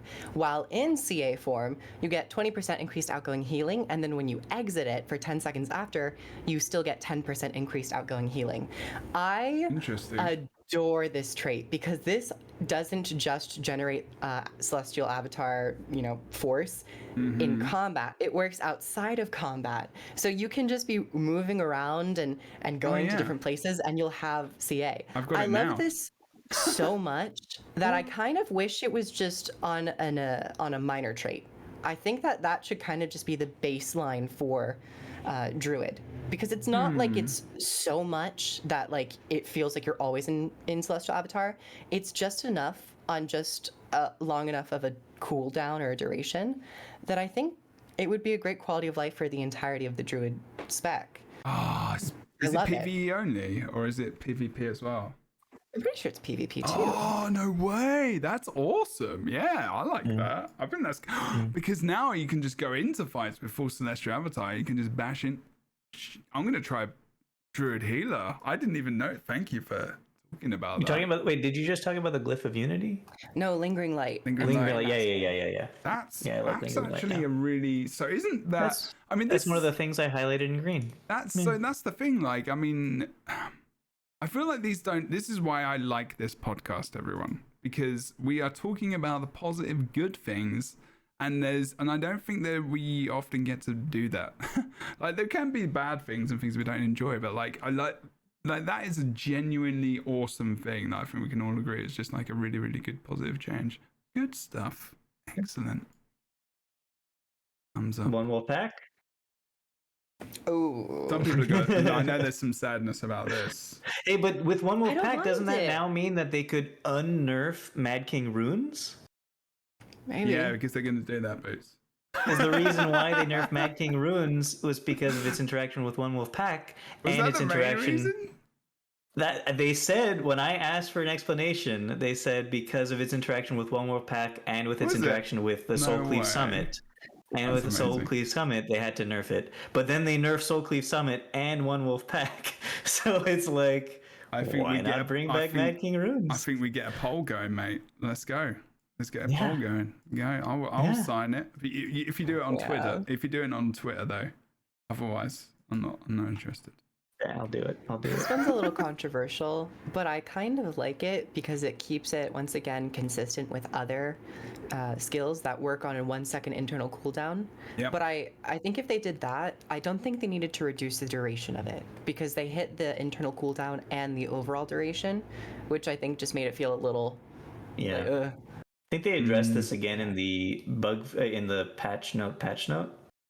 I think in the description of it, they're like, so changing One Wolf Pack has brought down the damage a little bit too much. We're gonna fix this. So we'll see about that. They did up all the damage on all the weapons for a ranger, which is good. Is Untamed got like Anything good? Anything good? Oh, going? hammer buffs. Some hammer buffs. Nothing extraordinary. Mm-hmm. Yeah. Big sad. Didn't see Untamed in PvP. I know people have had some fun with it, and I've had some problems versus some people who play it. But I feel like it's a lot of. It's one of those really high ceiling classes at the moment. It feels like if you watch, I think it's Blindside who plays it quite a lot. He pulls off some. He's just a ridiculously good player. Who could probably literally just go into PvP without weapons and win still. Though, to be fair, I know that's ridiculous. But I feel like in PvP, like Untamed is one of those classes where it's like if you're like up there, you're doing pretty well. But is it like a new? I haven't literally barely played it. I've barely played it. I think there are certain weapons in PvP. There are certain weapons that make it strong. So it doesn't make sense in PvE, right? Yeah, in PvE, it's a different story. Yeah. Yeah. Okay, Rev. It's still, I think. Yeah. Anyway. Sorry, no. Did you have enough point about that? No, I'm good. You sure? Yeah, Rev. Yeah. How are you feeling about the Rev changes? I don't know. I have a special place in my heart for Ventari. I do too. I think Ventari is cool. So I have to play it to know how I feel about it altogether. I will say that I am intrigued by spamming energy expulsion again. Herald Quick Healer is actually good now, someone said in chat. You're going to want to spam that. Yeah, I'm looking forward to spamming that again. They're going to nerf it because, they have to, but yeah. I like the idea that they're going with having an ability to empower the tablet.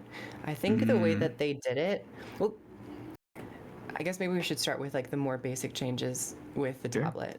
So the tablet now is much faster to relocate. It's now a 0.25 seconds of relocating. So you can like move it around, zip zap, which is really convenient. Question about the tablet. Do you like the tablet moving around thing? Do you like it? I like the repositioning. Mm-hmm. I like having that element of needing to place it. Yeah. But they really reduced the amount of time for the cooldown. I was expecting to be like 1 second, but 0.25. It's instant almost, yeah. It doesn't really matter that where you play because you can just reposition it like super fast. But it's a minor thing. Is the speed increased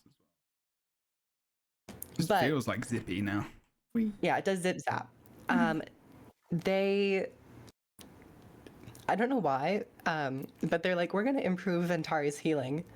I don't think they needed to because I'm getting like 8,000 proc heals on 5 targets now, which is like so strong. Is it fun? Do you have fun playing it as support? I mean, the movement does add a sense of fun because I feel like I can go and rescue a target, but it's so strong in terms of healing.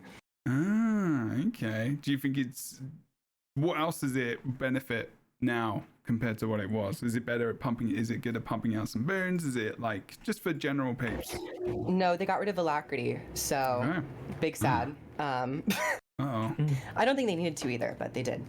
Yeah. I guess you can still get it from Revenant though. Renegade, yeah. Renegade, sorry. And then they put quickness on Herald. Nice. Okay. Which, similar to Tempest, probably isn't the most satisfying gameplay experience to get the quickness. There is so many Rev changes. I feel like a Rev podcast could be a thing. I feel like, how about chat Revenants? How are we feeling? My Revenant knowledge is not good outside of PvP. If we want to wrap it up, we can maybe jump to the biggest thing is like warrior. The warrior. Let's do the warrior stuff and then we can call it. Yeah, that's okay. We can quickly say what happened to Thief is that they took away a few traits that gave stealth and improved stealth, and then they also made it so that it's less incentivizing to stay in stealth. and more incentivizing to pop in and out of stealth. So I don't know how that's going to shake out for people. Whether they like it or not, we'll find out. Okay. Warrior. Okay. Strap in, everyone. So banners have quickness on them now, everybody. Banners have quickness. You went straight in. Not even. Banners have quickness. There's no way of like. No, because I gotta get slowly. going. So let's do this quickly. Oh, now because you need to go. Now we have to go. I really do have to get going. Oh, really? Okay. So banners have quickness, rejoice. However, the issue with that is that you have to pick up and put down a banner every like 5 seconds with boon duration in order to keep quickness up, which is like, of all the things that Kroof has been saying is not a very interesting or a fun playstyle, is probably the least fun playstyle you could possibly have. That is the apex of that statement. Yeah. Sorry, can you repeat that? What did you say? So in order to give quickness to your party, you have to continuously pick up and put down your banners. I just wanted like to every 3 to 6 seconds, depending on how much boon duration you have. No, that's actually not how that works. Because if you pick it up and place it, if you pick it up and place it down, it does not provide another batch of quickness. It doesn't. It's Doesn't just it? a It's on a 60-second it's the cooldown. 60-second cooldown. Oh, It's that's not even placing. worse. So wait, then how? Yeah, you can't. You literally cannot. I think that's a bug. That's got to be a bug. No, that's It's not, that's because- the actual problem. Yeah, that's the problem. That's the thing that people are pissed about. Okay. One of the things. Here's the thing. I talked earlier about the kind of idea of a totem play style, right? And if we are viewing banners as being something like that, I mean, I feel like banners have had an identity crisis for a long time. Like, are they something that you put down amazing. and then Sorry. it boons everyone? Are they something that, like, you know, do they harm enemies in their radius? Are they something that your allies have to actually pick up and hold and activate? Are they something that even your allies could pick up and then it would just be on their back like a back piece, and they would have they'd be like your own little like moving totem, which could be really fun? Are they going to be like, I think fundamentally, from my understanding, and now I don't play much Warrior, so I'm sure Warriors have a much better idea out here than I do, but it feels like to me there has been a long-standing issue with banners. The way they are not fun. They are not powerful enough that like it's this thing where the entire play style of them is weird. I really feel like if they are going to overhaul a play style, if they are going to overhaul something that is not like a new elite spec coming into this game, they need to do something about the banner play style with Warrior, because it seems like for so long it's something that people have really wanted to see buffed. But it also seems like intrinsically, it just, the way it was originally conceived and designed and how it fits in with everything else now in the game, it just is not great. Like, I just think that they need to take it to the drawing board again. This is my personal opinion, because like the concept is kind of fun as a support, and you're a warrior, and so you can put like banners on battlefields and, you know, these different you know, imageries of legions or households or fighting schools. Like, I like the concept, but it just does not seem like, as it is satisfying. And even just, I don't truly believe that even just increasing what it does exponentially would make it satisfying. It just feels like inherently it is weird, and they have never been able to really get it to a fun, interesting place the way it is. I think there's Cass is saying something in chat which is good. It says, for me, the other big issue is that you pick up the banners and you get an empty kit. So that is the thing. In my opinion, they should either give you an actual kit, or if you pick them up like banners used to be, or they they should reduce the skills cooldown. So there is that. So this is the thing, because essentially what Cass was saying as well, it's a bit like an engineer kit. Like, you pick up a banner, like, that banner is on the field and it has, you know, what does a banner do? Think about what it does. It riles people up. It gets, you know, believing in your cause, whatever, etc., etc. You're right. But essentially, it's like a spirit, but it still doesn't even do as much as a spirit. It doesn't, you haven't got another ability there. You haven't got anything else. And it feels like they've kind of been like, well, we need to give warriors the ability to give, you know, quickness or whatever. So let's just dump it on something where you know, which has kind of felt not great so far to put it in a place which it might get used, which, you know, it won't, obviously. And like you said, is it fun? And like we've had loads of conversations around this, like, you know, having them on your backs, and then when you've got different combination, you get different abilities, or it powers up your abilities as well, like Untamed or something, you know. And there's so many ways, but the thing is, Rook, you bring up such a good conversation, which is going to be a podcast, I feel. What utilities in the game, what sets of utilities are just not great? Like, there are so many. Like, I mean, on Engineer, there's a whole batch of utilities where I'm like, damn, bombs would be so cool if you could throw them a bit. Or like, do you know what I mean? Or like, I'm sure there's so many different things we can pump them out in chat. Like, I would love to know. Jeb, I'm so sorry to interrupt you, but Boots, it seems like has had something come up, and like I do have to go. You have to go. Oh, I'm sorry. Yeah, I won't do my outro. I'll leave the thing on, and then you guys could Okay. I'll just turn off my camera. I think you can just Okay. Damn. Oh no. Oh, that's okay. Wait, are you someone else now? We moved around a little bit. Oh, that's interesting. No. Okay. Big fan. It. All right, Criff, you alright being Jebro? I'm fine. Yeah, it's all right. I'll embrace my new life as Croof. I will be Boots and Canadian. Happy Canada Day. I don't know. That's chill. Does that make sense?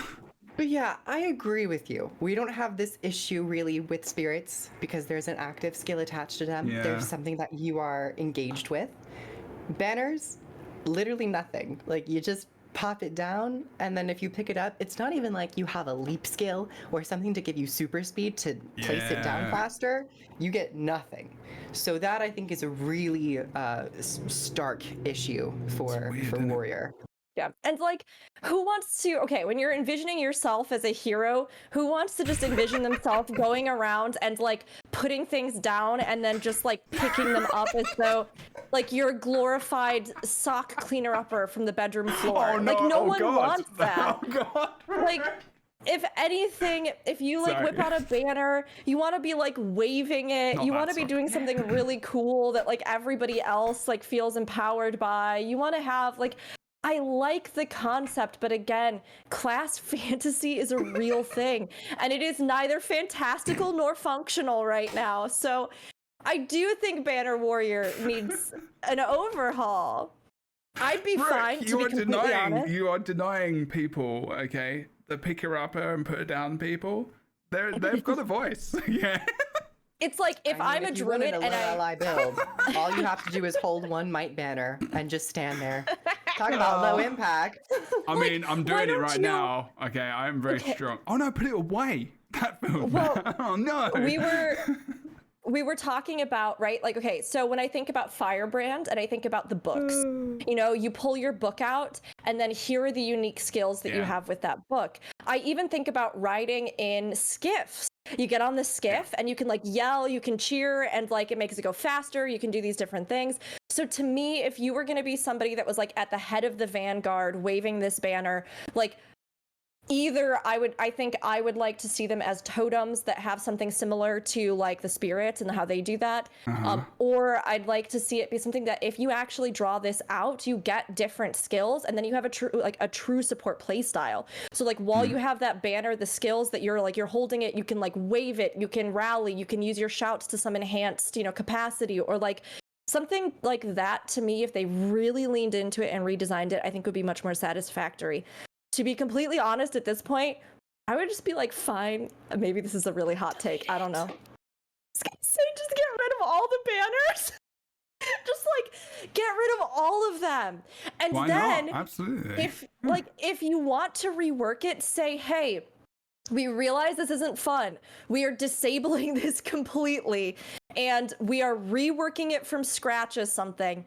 Or, come out, I don't know. It's one of those things to me, like where right now it is this real sore thumb in the community for reasons that I do think are valid. But I also think that where it is currently, ArenaNet could slap any number of stuff on it and it still would not be great.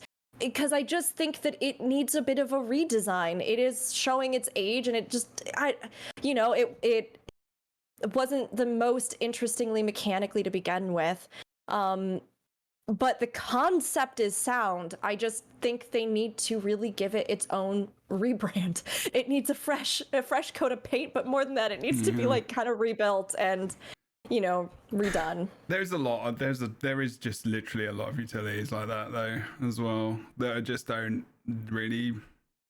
I can think of a bunch of them where you're like, damn, it's like turrets. For engineer, like turrets are just, they're cool, they're there, I guess, but like they're there. Spirit weapons, Ellie cantrips. Spirit weapons in PvP were very fun for a while, and then they got nerfed. But yeah, again, like there could be more things. What other things, Griff, did you say? Oh, like Ellie cantrips. Yeah, Ellie cantrip. Oh my god, that's such a good one. Those? Oh, remember those? Yeah, exactly. Yeah. And I mean, honestly, yeah. I think it's okay to get rid of those things. Like, again, how well? I mean, can't get rid of them. This is what I mean. Is just setting things on fire. Rook is like, bring it down. What I'm saying is that when Guild Wars 2 was created, right? Yeah. These core class designs, Kroof, like you were saying, they have a design mentality that is 10 years old. And that's fine, right? But one of the things that is very unique about Guild Wars 2 is the fact that, like, our classes, our jobs, and the elite specializations and everything else that come off of them are this very interesting, bizarre, evolving, multi-path, multi-choice, multi-weapon kind of thing. So there may have been certain little things at the start where they were like, let's conceive what an engineer is. And they're like, turrets. Or like, let's conceive what a warrior is. And they put these little tiny things in that, like, sure, were a possible build at the time, but then never really found a way to expand over the course of the game that facet of concept from 10 years ago. So to me, as we start seeing more of the evolution of design mentality in the game, I say just get rid of the things that don't fall in line with stuff, or the other option here is create elite specializations that are a logical progression of that nugget of idea. So turrets don't have much gameplay as they are. Okay, great. Let's get an elite spec that is all about enhancing turrets. And like you have all these different things and you're Torbjorn out in the field and you're hitting different stuff and it's Symmetra. Like super powering. Yeah, like make it something where that, like, even if there's not payoff in the core class for that little tiny nugget, there is some kind of precedent that sets for then a play style that evolves in an elite specialization. But if there are certain things that really 10 years ago at point of conception just don't work great, dump them. Like, just get rid of them. You know what class did that? And to extreme success? Guardian. It used to have tomes. They got rid of the tomes, and they dedicated a whole elite spec to giving them tomes. And it worked out so well. Do you think they did that, though, because they came up with an elite spec that was just going to be better? Or do you think that was because no one used them? No, because this was before Heart of Thorns. I can't remember tomes. They got rid of tomes before Heart of Thorns. Do you have any footage of that? It's online. You just type in, like, Guild Wars 2 old tomes. But there's like tool. There's a tool you can use if you use an archive. Okay, there's a website. It's called Google, and if you go to it, that's for like 2014. No. Amazing. Sorry, Craig, for made me laugh. I just want to say I absolutely agree with what you're saying, Rook. I think actually I would feel comfortable. There's probably one utility category in each profession that has really fallen behind the wayside, and I think that as much as it might hurt in the moment, I think having elite specs dedicated to that idea where they can actually be like, it's in the vacuum of an elite spec, we have more control over it, I think that makes more sense. Okay, I'm just having a look to find some footage because now I'm like, Yeah, we used to have tomes back in the day, and then they were like, no. I played Guardian so hard. Tome historical. You can post a link if you want.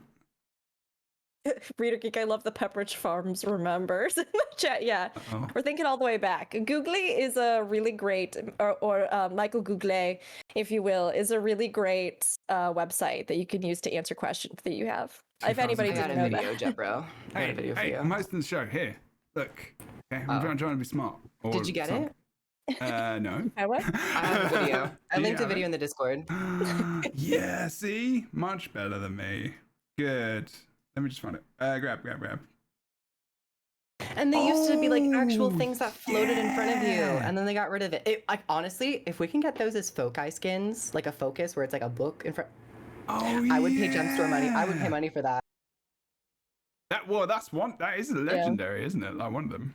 Binding of the Past, yeah. I like this idea because I mean, you can't. I mean, honestly, Those. you can't fault the company for maybe not wanting to explore every single thing, every piece of spaghetti they threw at the wall back 10 years ago, right? Like, there are just ideas that possibly they had that again might have a nugget of something good, but that we don't necessarily have to have 10 years later. And because of the unique design of Guild Wars 2, we have more of those weird little hangnails that are just sticking out in classes than many other games do, because when other games, rework a class, they have a set. These are the only abilities that this class has. Yeah. This is the only way you can play this class. This is the only rotation for this class. So when they make changes or dump old abilities or, adjust for power creep or consolidate because of new level caps, right? They do that in a much more streamlined way, but you still dump all kinds of abilities in the process. So for me with Guild Wars 2, take some of this stuff out and then see if there are, ways that you can reconceptualize it in the future that are more interesting, if it's something that's beloved in the community. Mm-hmm. But I think that if there are a bunch of these just hanging around that offer the promise of some kind of play style, but then never deliver that, it becomes this sticking point for everyone where it's just even if you have a ton of other viable ways to play a class, and if you don't, then that's really definitely something that needs to be looked at. But even if you have a ton of other viable ways to play a class, that one thing will be the only thing the community talks about. So I think that for all of us, just like in a bad relationship, sometimes you just need to get rid of all the stuff they left in your house, get rid of it, be done with it, leave it behind, heal and move on. And I honestly would be fine with them doing that in this situation. A support warrior is something that I do really love, and I really like that concept. But I think, with the evolution they have in classes at this point, we've seen some really fantastic ideas recently, and I think they could do that much better than trying to constantly retroactively make this thing work that just doesn't seem to work. Yeah, there's the Shout Warrior. Shout Warrior is the big support, big heal support in PvP. Was pretty fun to play actually at times, although it was a bit powerful. Although it was just literally someone shouting, I guess. I don't know. Back in the day. Looking at these tomes, this is what I wish that we as Firebrands had to do. We had to choose a specific tome to master, and we can use it as a Blade Sworn's, gun saber weapon and just pop into it whenever we wanted. I like that too, honestly. So good. You become a master orator for whichever one of the books or tomes you want to study, or I like that. It was pretty cool. I remember it now. There's a big res, and they kind of moved some of the things into different abilities and whatnot. But essentially, it's just Firebrand. It's but kind of really dumbed down a bit more, to be honest. Okay. Yes, someone did mention Harvest Temple. I have not played much of the CMs, so Kroof, I'm not sure about Rook or Kroof. Have you popped into those? I know people are enjoying them. I see the feedback everywhere that people think they're quite good, I guess, maybe. Harvest Temple. Harvest Temple's at a difficulty level that I understand I'm probably not going to achieve. For me, Kinding Overlook is more feasible in terms for the challenge mode. But I'm going into it, and I've been playing it a couple times, and I just go into it with fun. It is extremely demanding, but I think it's because I'm not like trying to actually kill it, that I'm just enjoying the content and learning the fight. And so if I ever there comes a time where I'm like, I want to do it, I'll know the mechanics, but it's hard. Do you think you've being able to do that much proof with bosses and stuff in raids and strikes, or do you think it's been easier to kind of just go in there and you've kind of got it that night, and it's more what do you prefer experience wise? I like the challenge mode levels of the strike missions. I feel like they are a bit more demanding. I don't agree with all of the mechanics with the challenge mode, or like I would rather see them be tweaked a little bit, but I think overall they are extremely successful, and they present a challenge that hasn't really been in Guild Wars 2 for a long time for like the high end. I love that. Like, we need aspirational content. Like we do need content that takes time and effort. And just like we see with the Race to Worlds First for like Ultimate in 14, right? There are many fights that might be a long-term aspiration of yours. And I think something like Harvest Temple definitely is that with the CM on this, right? Because, I'm seeing in chat, it's probably only achievable by the top guilds right now and stuff like that. But they pave the way, right? I don't necessarily think that every piece of content should be something that literally anybody can get into in one night and clear. Like, I think that creating steps for accessibility, very important, and having a range of difficulty, also super important. But having those fights that really do test you, that really do put you to the limit, that really do deepen your own understanding of how you work together, that's awesome. And this also gives like the community a chance where if a lot of those guilds that maybe have been dormant for a little while with raiding or endgame content say like, hey, we can be trailblazers for this, and we can, come up with the, different strategies, we can come up with the different compositions, we can then disseminate that knowledge to others, then the entire player base's like understanding starts to rise to the point where people can get in there, and groups that might not be world firsters can actually prog it and over time make meaningful progress and achievements in it. So I really love seeing this. I'm excited to try it myself. I haven't been in yet, but I'm really excited. Yeah, look at the Twitch right now. You've got 3 streamers. Like T-Bot has got 1.6. There's someone from Snowcrows, Crow Phoenix, who's got 639, and you've got Mello who's got 205, and they're all trying to progress in this Harvest Temple. Like, there's a lot of mechanists in there. I just see mechs everywhere, and I'm like, oh, yay. They're so good. Yeah, but just look at their composition. You're like, oh god. Yeah, the composition's interesting. But there's Lorena is doing that as well, and it does add that extra of that day, right? I mean, this probably the most Rook from being in Final Fantasy so much and just being part of it, because you've commentated and World of Warcraft as well, right? Those communities. I mean, it used to be those in Rift, like those world first kind of, but in Rift you get like, I think you get the achievement in WoW as well. You get that achievement coming on the screen, like world first or like second to none or whatever. I don't know. Just making up random names for things. But that excitement is cool. Like I'm might listen to that later if I want. It's just in the background. It's cool. It's good to have that piece. It's good for optics in terms of streaming as well. Exactly. Yes, more visibility. People are interested in it. People want to see. And I think I see in chat even like, I feel like this may be too difficult. This isn't even something that's within my reach to be aspirational towards, right? And I mean, there may be tweaks and things, but having witnessed in my time in 14 the introduction of content that was theretofore an entire other league of difficulty above everything else, right? So the leap from what had previously been the cap of endgame, so savage raiding, to ultimate raiding, which are still considered to be the ultimate challenges within the game. I will say this much, they are achievable. I've seen people achieve them with enough time who, for any number of reasons, literally never thought they would achieve something like that. That doesn't mean that everybody has to do them or wants to do them. But like, even some of the fights that at the time were like so difficult, like the very first one that ever came out in Ultimate, everybody was like, there is no way we would ever be like, what does this even mean? How do you even do it? And now here we are years later, and like people have it down so pat that like even just onboarding new people into it and like getting them there clear and getting them through it is such a more expedited process now. It is so much smoother.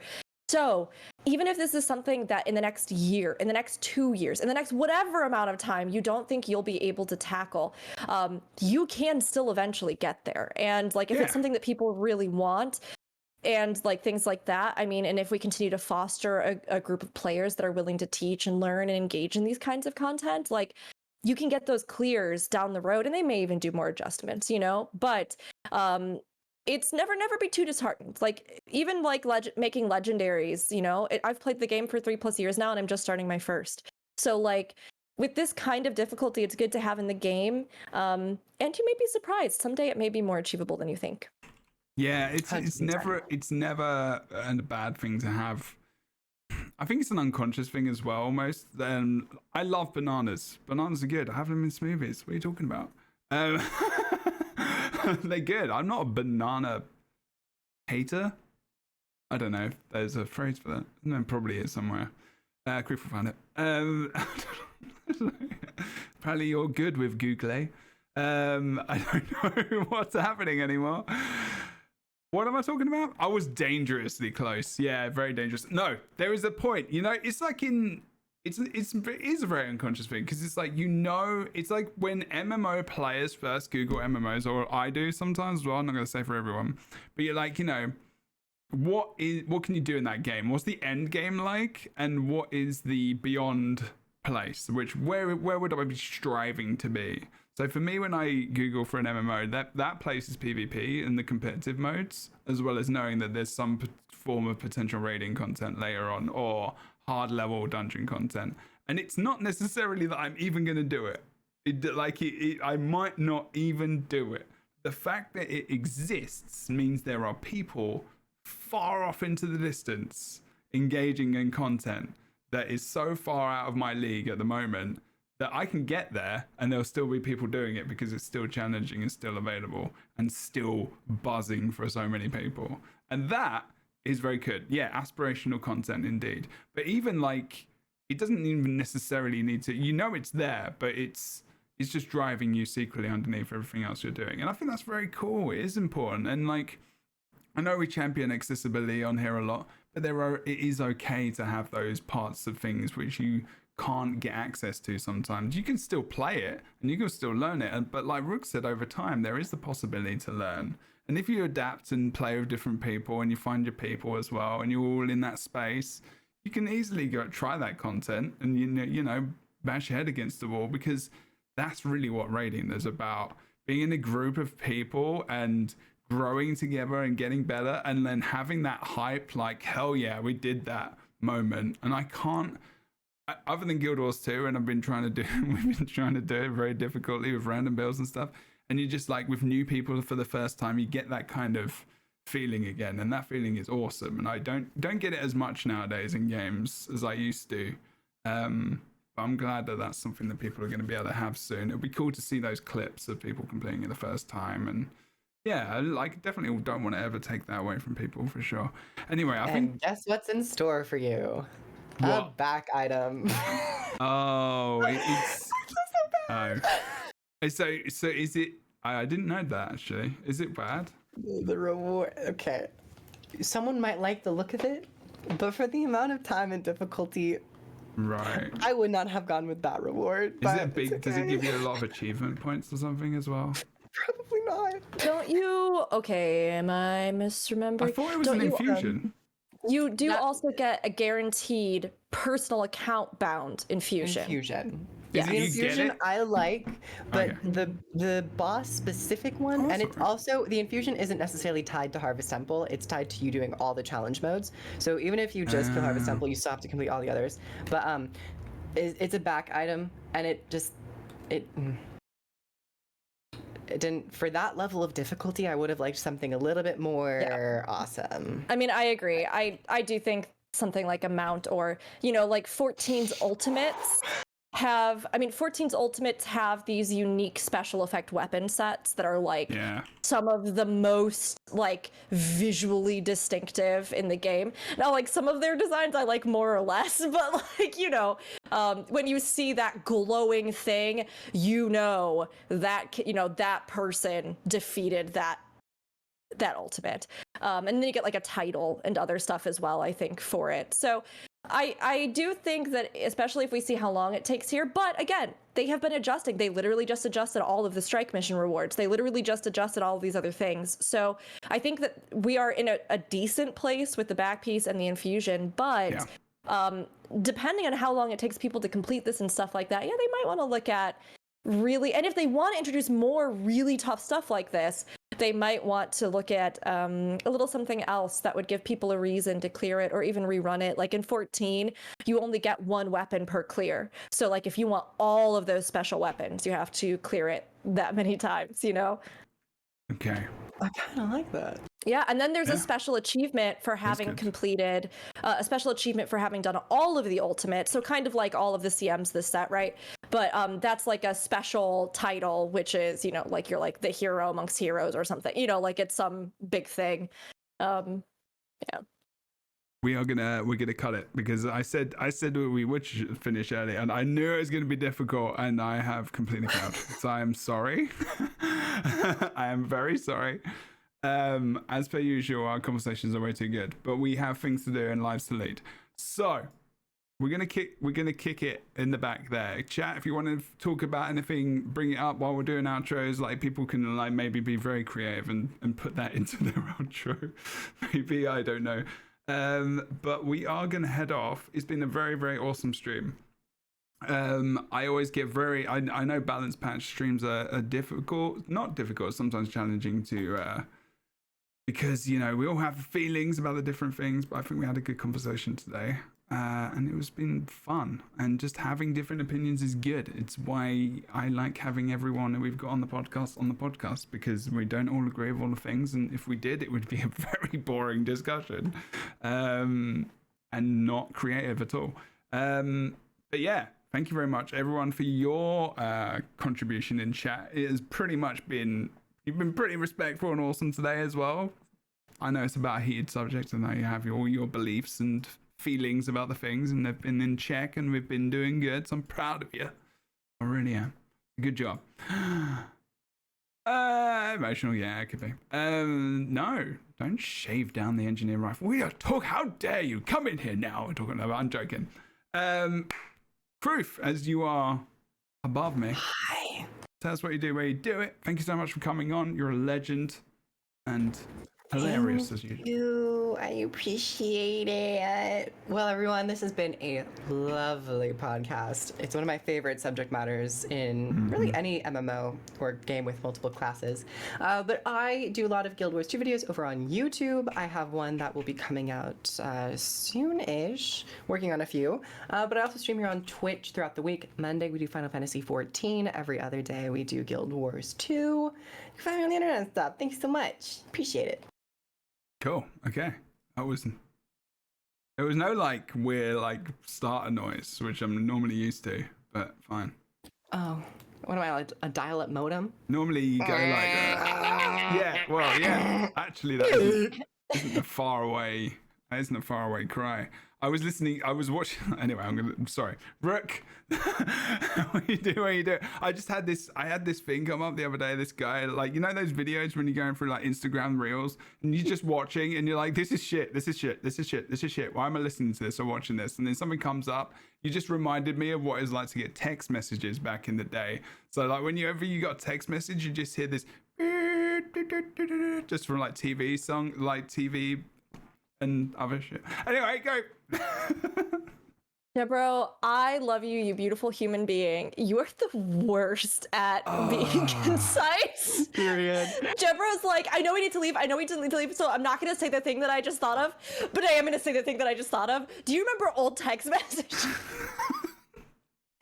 Meanwhile, I'm over here like, I love you. You're ridiculous. I just have to get out of my head. It's so I know. funny. It's okay. It's okay. And I understand. And as I see the chat, readers like, I followed that, but I have ADHD. I have an ADHD partner as well. So I am not phased even a little bit. Well, I'm actually having testing soon. So this could be a real thing.